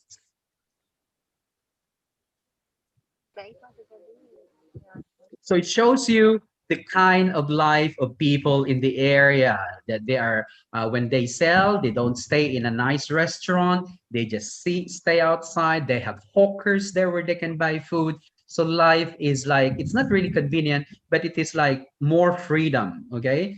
It's more or less, it's like you are not confined in closed doors, for example.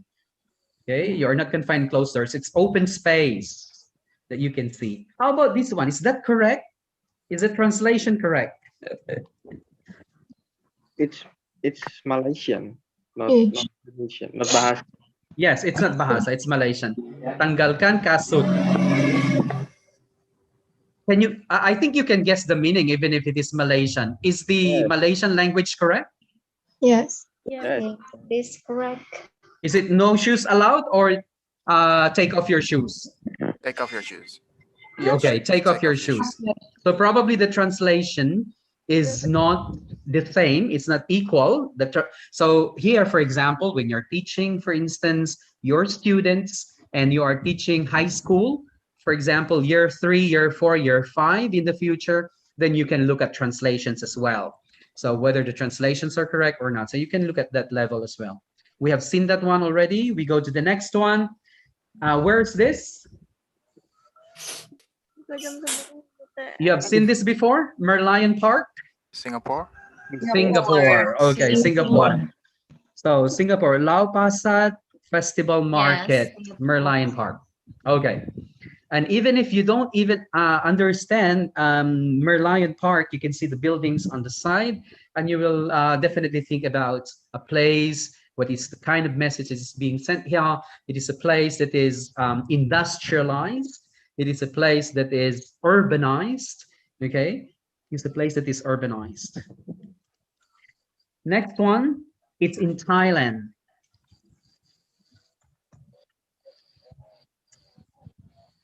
I guess it's in the zoo.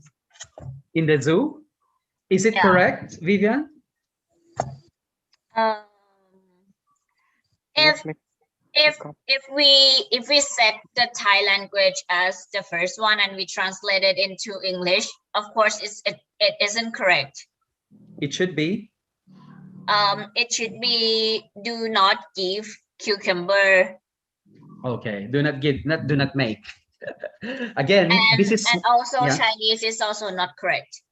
Yes, the Chinese is not correct, because the Chinese is do not make cucumber as well. No, the Chinese says that do not want cucumber. Do not want cucumber. So there are several meanings. And how about the Russian? Can you read this? I really can't. Okay. So this is now, students and all participants, this is now the chance for you to talk about language. And if you're teaching, for example, If you're teaching, for example, grammar, it is where you can come in, or usage, semiotics, for example, and you're teaching the level of level 6 or year 6 high school students or first year college students, and you're teaching semiotics, or you're teaching what do you call that? Not linguistics, but you're talking about grammar, then you can, or usage, correct usage, sentence usage, then you can already do some kind of error correction here, okay, as practice, okay, so that they can see more or less the pictures. Because what's happening right now is that practices are just sentences, okay, they don't see pictures, but if they see pictures, probably that will help them conceptualize what they want to do in those kinds of examples. Look at that. Can you guess why there are why there are Vietnamese language here, Chinese and Lao language? Can you guess why? It's because it's a loud Viet insurance company. Yes, and in those countries, there are also a lot of Chinese people who are roaming around, particularly in Vietnam. So yes, by insurance here, LV company, it's not very difficult, but you can also talk about the color. If you want to talk about the color in the future, and if you're teaching, for example, university students, and you would like to engage them with the color, you can discuss the color. This is like black and white. So what does that mean in terms of your culture, in terms of social meaning? What is black in your location? Black, for example, in Laos and Vietnam, the meaning of black is different from the meaning of black in Indonesia. And the last one, Naratiwat Marine Police Station. Why is there other language here? And I cannot read it. It's Arabic. Yes, but actually the Thai writing and the English translation is not matched either. No. Yeah. They don't match. It's of course สถานีตำรวจน้ำ is marine police station, but yeah, it in Thai it doesn't tell that where is it located, but yeah, it doesn't say it's Naratiwat. Yes. Yeah, and so this is again another way that you can correct. Okay, this is another way you can correct, because this is misleading. Okay, so you can talk about problems in understanding, for example, linguistic landscape. So those are the things, the social meanings that we are looking at. Okay, probably the people who wrote them will understand them, but people or visitors may misunderstand what are those. Now, I would like you again to check the information that you have gathered. If you have already gathered a while ago, choose one. Again, talk about this.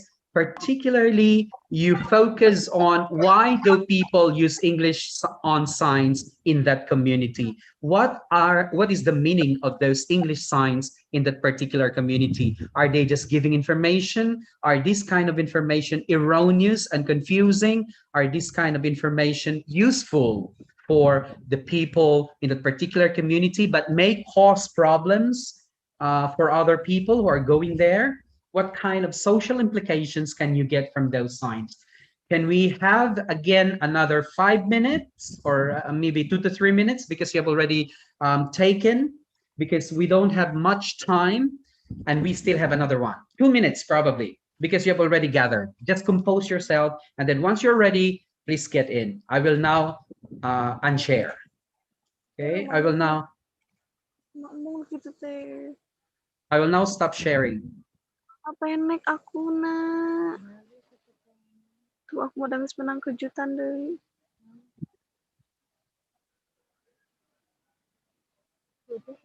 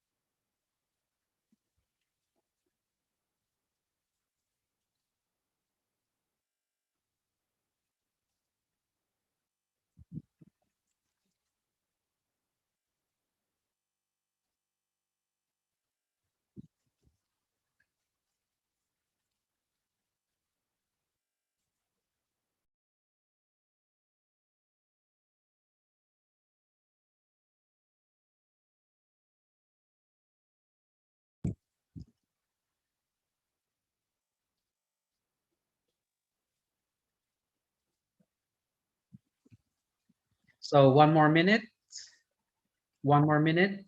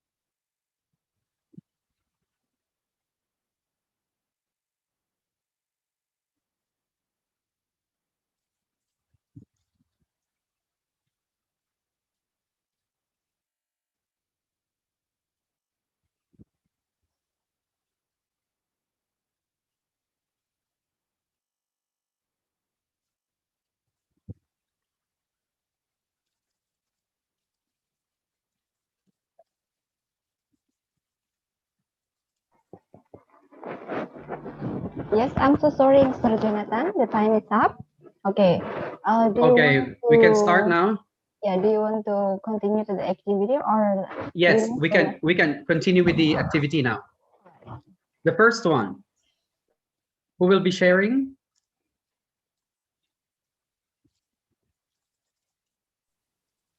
I will.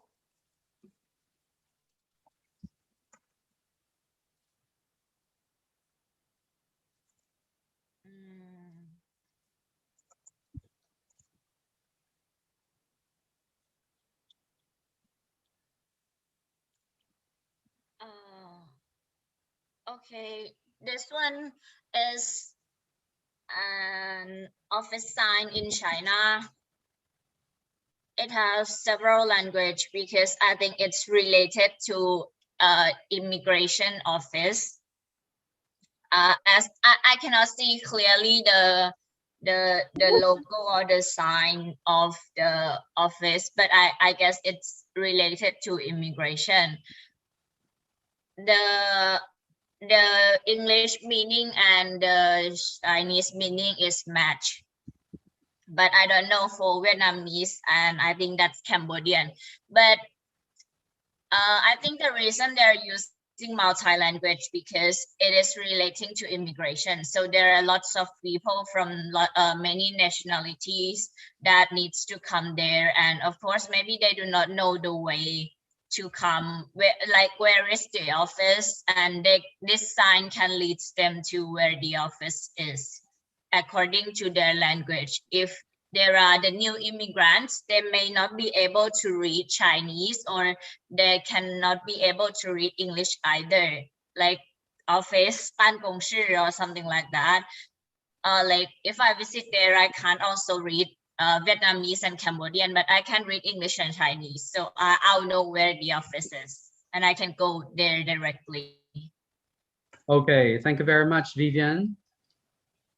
So in addition to that one, to the one Vivian said earlier, so there are 4 languages there. There's English, there is Chinese, there's Cambodian, and Vietnamese language. So in terms of social meanings, in addition to what Vivian said, these are the people, okay, these are the people, these are the countries or the people that they are expecting, or a lot of people from these countries are expected to pass or to go to these offices. That is why those languages are used. So for example, Soviet people or Russians are more, then they should have included Russians there, or Dutch, for example, and so on and so forth.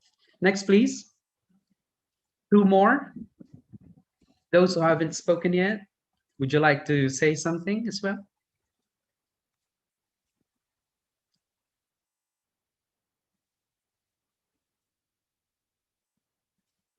Anyone there? Because if none, I will continue. Okay.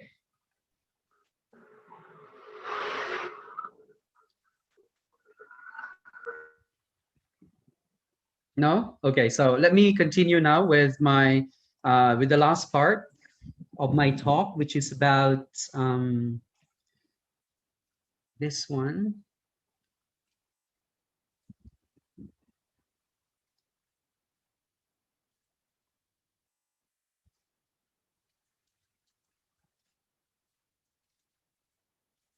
Yes, it moves. Okay, which is about this one. We are going to use LL as stimuli to doing a piece of writing. Okay, so earlier we were talking about constructive kind of criticism. Okay, constructive kind of criticism. So you can also make use of the different kinds of LL that are available in your locality as a motivation, okay, or as a what do you call it, starting point for your students to create a piece of writing or to do a piece of writing or to write something about particular events or social situations around the locality or near the locality or something that is relevant. Okay, for instance, next 100 years. Okay, the first one, mass extinction, bushfires, severe drought.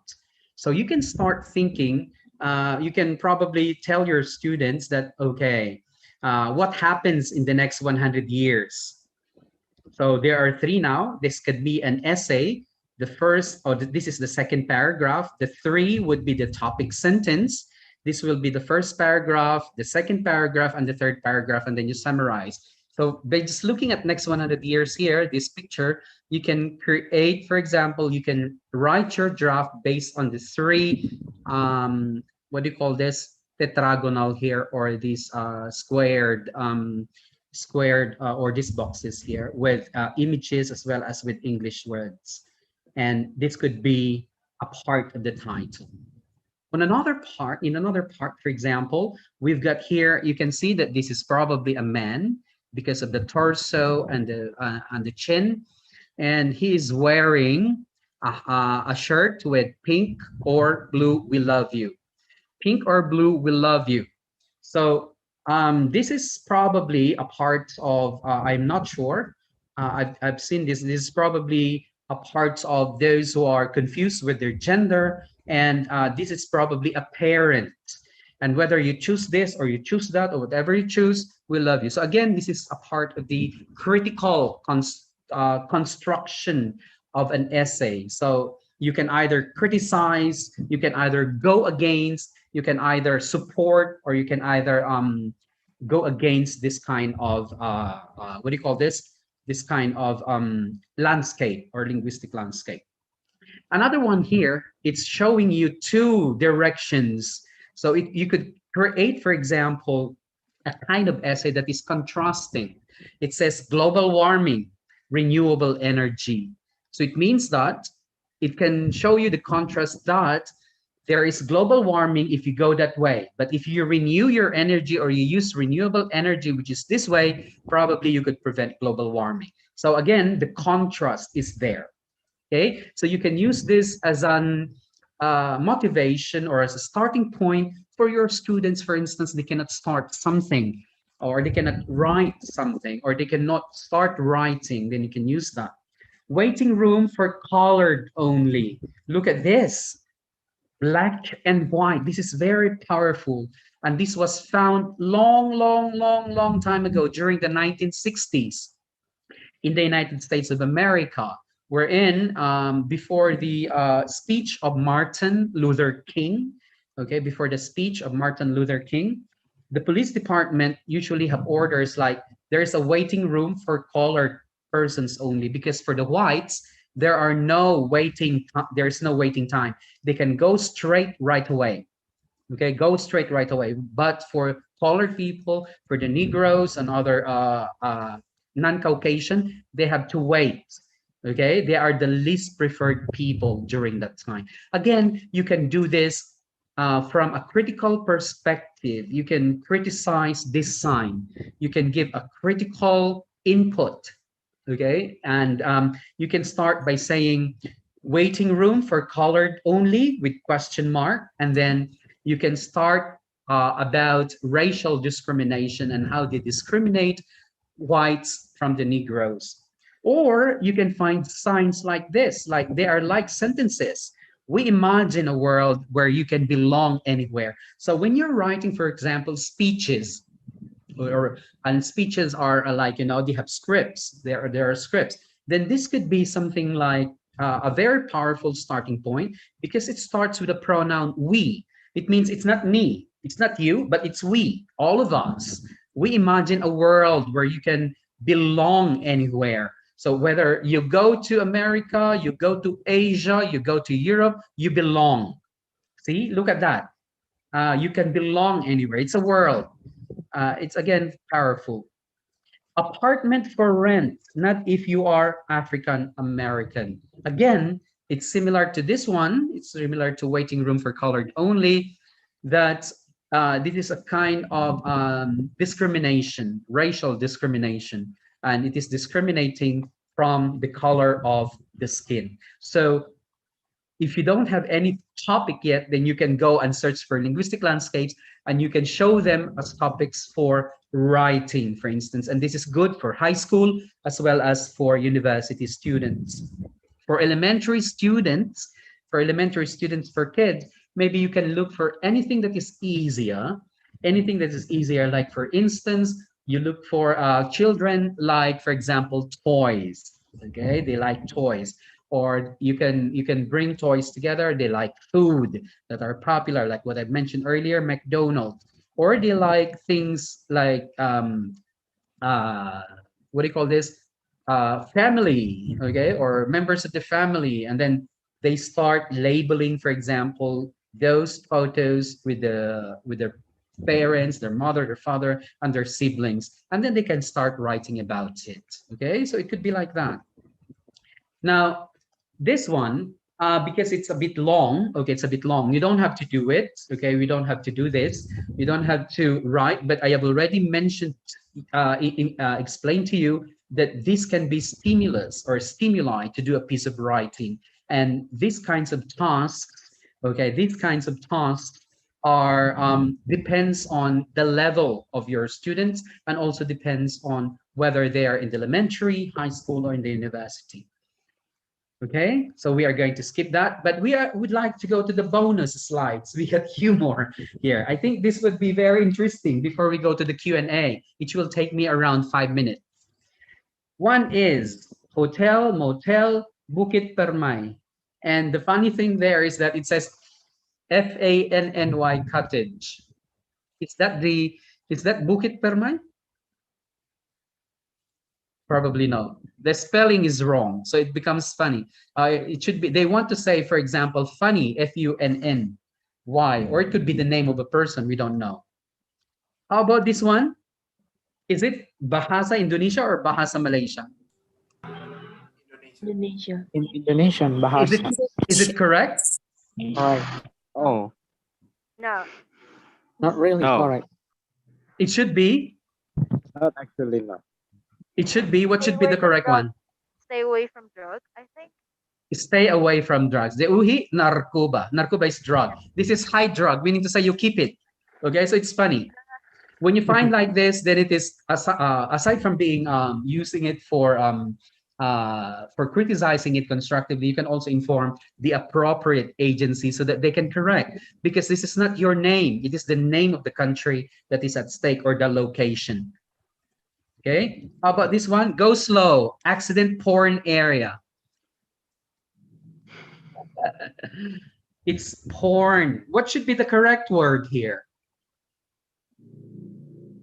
Accident. What is the correct word? What is the?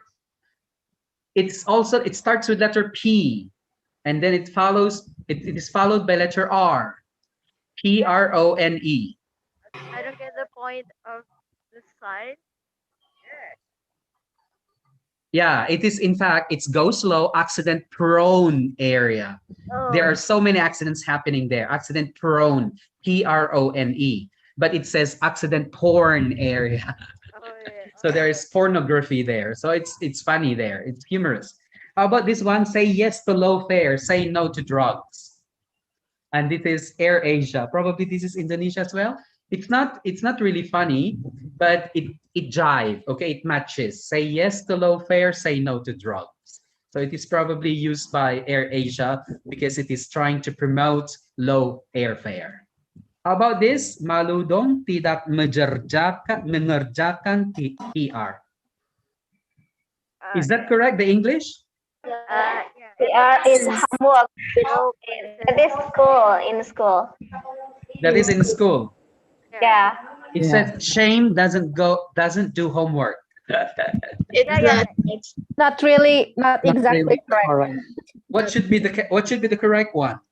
I think it's correct, but Shame if you not do your homework. Yes. It's a shame if you don't do your homework. Okay. What is wrong with that? Thanks. The G. G. The G. It should be K. In fact, it should be thank you. For Coming. To visit us. Okay. Terima kasih atas what is that? Atas kunjungan Anda. Kunjungan Anda. Okay, so good. So when you see these things, do not stay as if like that. You have to inform the authorities because these are places where people visit. So that more or less. How about this? Entrance only, do not enter. What is that? What is wrong with that?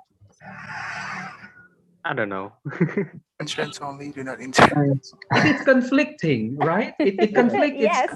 Because entrance only, and then they don't allow you to enter. So where do you enter? Entrance only, do not enter. It should be do not what? Do not? do not enter. Do not exit. Correct. It should be do not exit. Do not go out because it's entrance only. How about this? If you see something suspect or can be disturbed, aviation safety.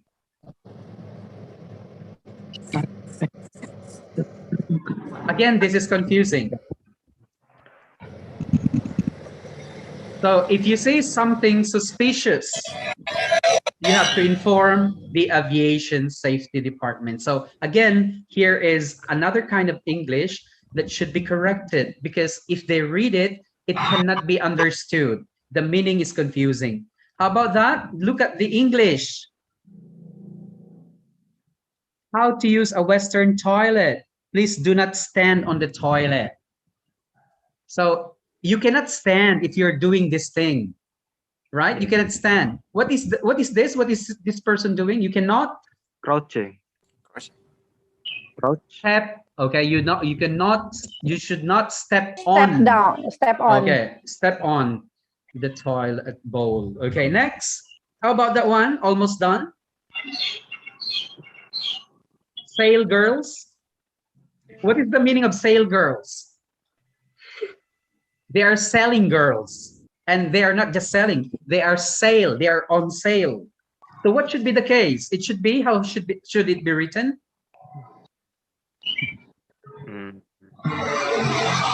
You have to move the S. Where? Sales. Correct. Correct. Yes, very good. That should be sales girls. Sales girl, okay? Or sales girls. Sales with S and then girl. Meaning to say they are hiring a sales girl, not sale girls. Otherwise, they are selling girls. How about that? Men, this is funny. Men to the left because women are always right. Do you agree, Buratna? Actually, no. Men to the left because women are always right. This is correct. Okay, open, same, close, but different. This is in Thailand. Open, same, close, but different. So probably, again, it is wrong use of language. It's if you say open, then it's open, it's not closed. Okay, so because in Thailand, we some people would love to say same. Okay, they love to repeat the word. How about this? Welcome, English is spoken here. Very nice room, shower included, Thai food, Thai massage. What is wrong? Spoken. Okay, there should not be letter R there. This one, beware, lost shoe. Beware, lost shoe. Again, in Thailand. In Thailand, it says rawang, rong tao hai. It means that be careful or beware. Your shoe might be lost. So here it's wrong message. Beware lost shoe. So it's wrong message.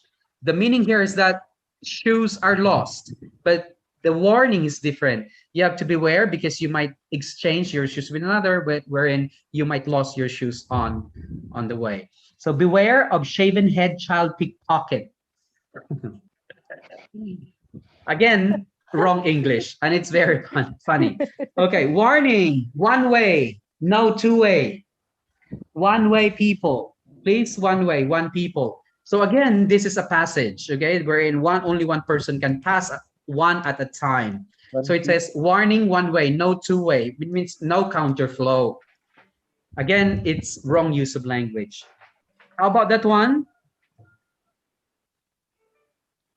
So look at that. It's the wash basin. Okay, it's the place where it's a lavatory. Okay, where you wash your hands. But the English is very confusing. Don't not. It's don't and then not and then pedal the sink. Double not. And then pedal. You know pedal when you're using your bicycle, you pedal it like that. Okay. Yes. But here it means do not step on the sink, or don't put, or don't wash. Don't put. Yes. Do not step on the sink. That's the meaning there. And the last one, don't steal. This is funny. Don't steal. The government don't like competition. Doesn't like competition, right? So it's funny. Probably I think if you it's see ironic. it's very ironic. Okay, so wherever is that government, may it be in Indonesia or in Thailand, it is very popular. Please, to make merit, to buy the nutritions for the temple's fish. Again, this is in Thailand, wherein they sell these small bags for feeding the fish. Please, to make merit, to buy the nutritions. In fact, it's fish food that they are selling. Okay, so nutritions, they translated it in an incorrect way. How about this one? This is now the last slide. Do you think this is correct, even if you cannot read that one? What should this be? Produce. Reduce. Okay, reduce is slow down. It's city limit. A lot of people, not produce. Healthy foods massage. So again, wrong use of language. Foods coming from feet. Porn hotel. A lot of guys will go here, definitely. Because it's a porn hotel. Again, no, the meaning here in Thailand is that the name of the person is porn. Okay, it's the name of the person. But when you write it in English, it is very funny. Again, dangerous not to swim. Dangerous not to swim. So people will jump, right? Dangerous not to swim. So you have to swim. And when you swim, it's dangerous. So this one, a lot of people will die there, definitely, because it says dangerous not to swim. So you have to go and swim. So students and everyone, as well as lecturers and fellow professionals and researchers who have joined this talk, this lecture from the very onset. Today, we have explored, we have identified, we have classified linguistic landscapes in terms of private businesses, educational areas, public buildings and conveyances, as well as transportations and others. We also have identified language use in LL, the different languages used there. Yes, the purposes of each linguistic landscapes, and then the social meanings that are attached, particularly in certain community. Okay, what kind of meanings they attach to these kinds of linguistic landscapes. And we have, although not much, we have used LL as stimuli. We understood how it could be used as a motivation or a starting point in order to do a piece of writing. I hope you learned something from this class, although it's very, very simple and it's very, very short. Terima kasih. Thank you. Sama-sama, Mr. Jonathan. Okay, thank you, Mr. Jonathan, for informative and fruitful presentation and also elaboration. Now we come up to the question and answer session. Because of the time limitation, we only have one session, and we have got 7 questions. Okay, but actually you have answered for 4 questions, so we only have 2 questions here. For the first questions, okay. From Leni Silviani, how can teacher teach linguistics effectively using online platform? Okay, so this one we haven't answered this yet earlier. How can the teacher teach effectively during this pandemic COVID-19 by using online platform?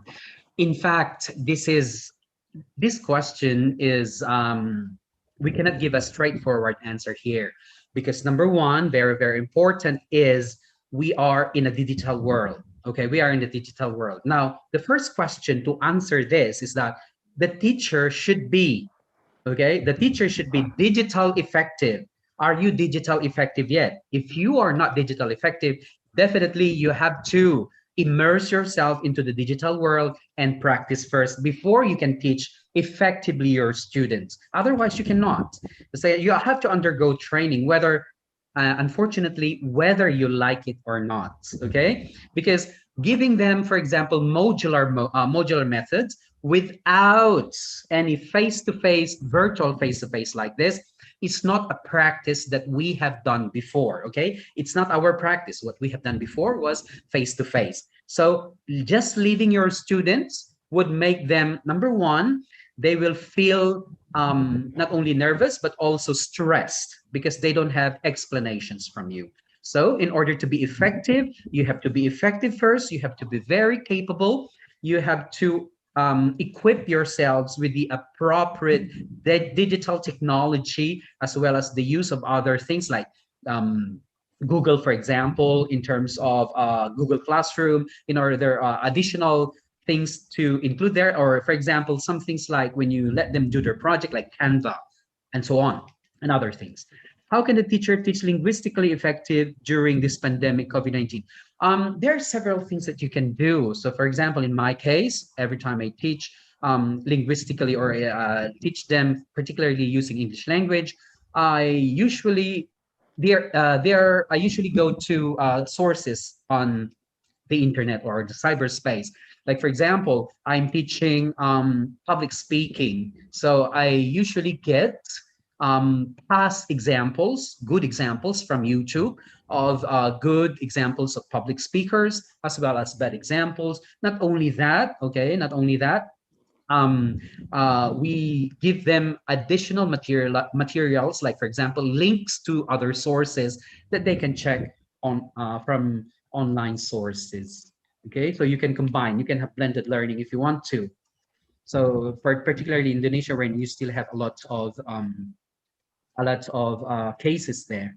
Now we go to the next question, which is this the one, Buratna? Yes, Tiana. Is LL similar to photo voice, or maybe photo voice is part of LL? We can say that photo voice is more parts of LL because LL came first before photo voice. So photo voice, what you're saying is that you have a photo and then there is some kind of caption there. So it could be part of it, but for LL, the main difference is that for photo voice, you can have their photo, okay, and the voice coming out. So you cannot see the language unless you have the subtitle there that are included. But for and photo voice is more dynamic because the language is dynamic. It's moving. Okay, it's moving. However, for LL, it is static. It is just there. But the interpretation from one person to another differs, and one community to another differs. There may not be the same because the understanding of language differ from one person and another, and the perception of what was included there, of what was posted there, the perception of people from one person to another also differs. Okay. Sir, there's another one. Do we have time? Yes, we still have time. I have a question. In Indonesia, we also have traditional handwriting, for example, aksara, sunda, and it's not written in alphabet. I have some name of a street, use the traditional handwriting below the name. Is it also? Yes, this is similar. Again, because they use 2 languages. Why 2 languages? The first one is for the local people who did not, for example, learn the second language. Like Vivian said earlier, the one below is normally the less prioritized language, and the one on top is the prioritized language. Even if it is smaller written, the one on top normally, in due respect to the language of the country, is used, or language of the locality is used on top. Okay. Okay. Other More questions? questions from Viviana, Mr. Jonathan? Okay. So, Can you yes. Viviana questions from your chat box?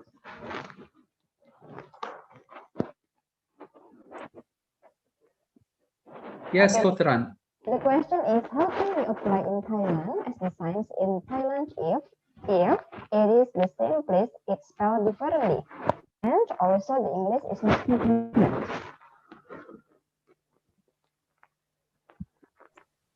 Can you repeat that? Because it was noisy a while ago. I think it's my questions, and I think John already answered that. Is that Okay. we can do nothing but to what is it? Inform the agency. Inform the authority. Inform the authority. Okay, I see. Yes, actually, one of my students requested me to have a virtual face-to-face asking. Do you want to accept it? Yes, I did not get it because it's noisy. Can you please type the question? I didn't get it. It's noisy. I can hear noise. Yes, It's not actually, clear. okay, see, I want to ask you, so I want to ask you virtually. Do you want to accept it? According to the why don't we use alphabet instead of using? I have already answered that. It may be easier to all people, not only for the local, but for all of them. Yes, of course. Yes. Okay, okay. Yes. Yes, because time is up, and then we have to close this session. Yes, ladies and gentlemen. Okay, we finally come to the end of these general lectures, and then I'd like to thank to Jonathan and the Karian, PhD Applied Linguistics, PhD Linguistics for informative and fruitful lecture, the participants for active participation. Finally, give applause for our guest lecturers and for you all. Okay, I'd like to remind you always keep health protocols for preventing COVID-19 pandemic. Okay, thank you very much. Have a nice day. Wassalamualaikum warahmatullahi wabarakatuh. Please, please do not forget to give your comment. Look at the chat box and please go there. I think that is the, what is that? Is that the comment? Is that the feedback?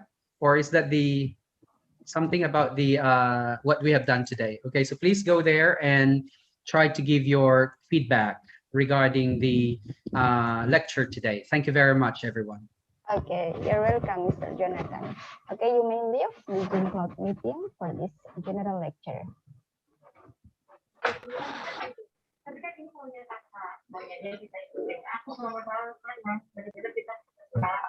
Ya, tolong diisi untuk angketnya ya, dan juga untuk daftar hadirnya ya. Okay, the information for all the students, the participants of the lecture, you have to fill out. Okay, the questionnaires for questions related to general lectures.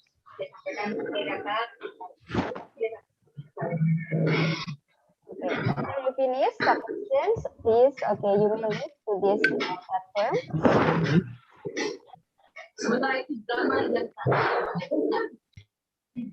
For students only ya, Bu Sekpro? Iya. Oke. Dosen nggak perlu. Oke.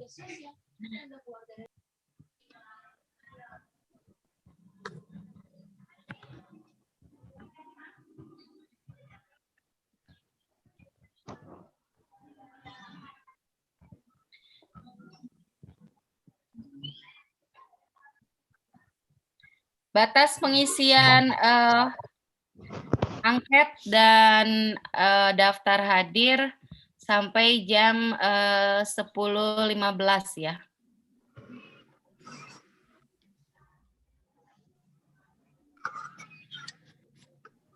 Oke, kalau sudah di-copy linknya, silakan dipersilahkan untuk leave the meeting. Ya.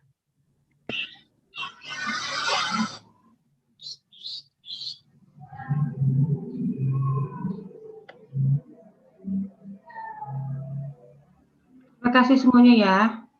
Have a good day. Thank you very much. I'm leaving now.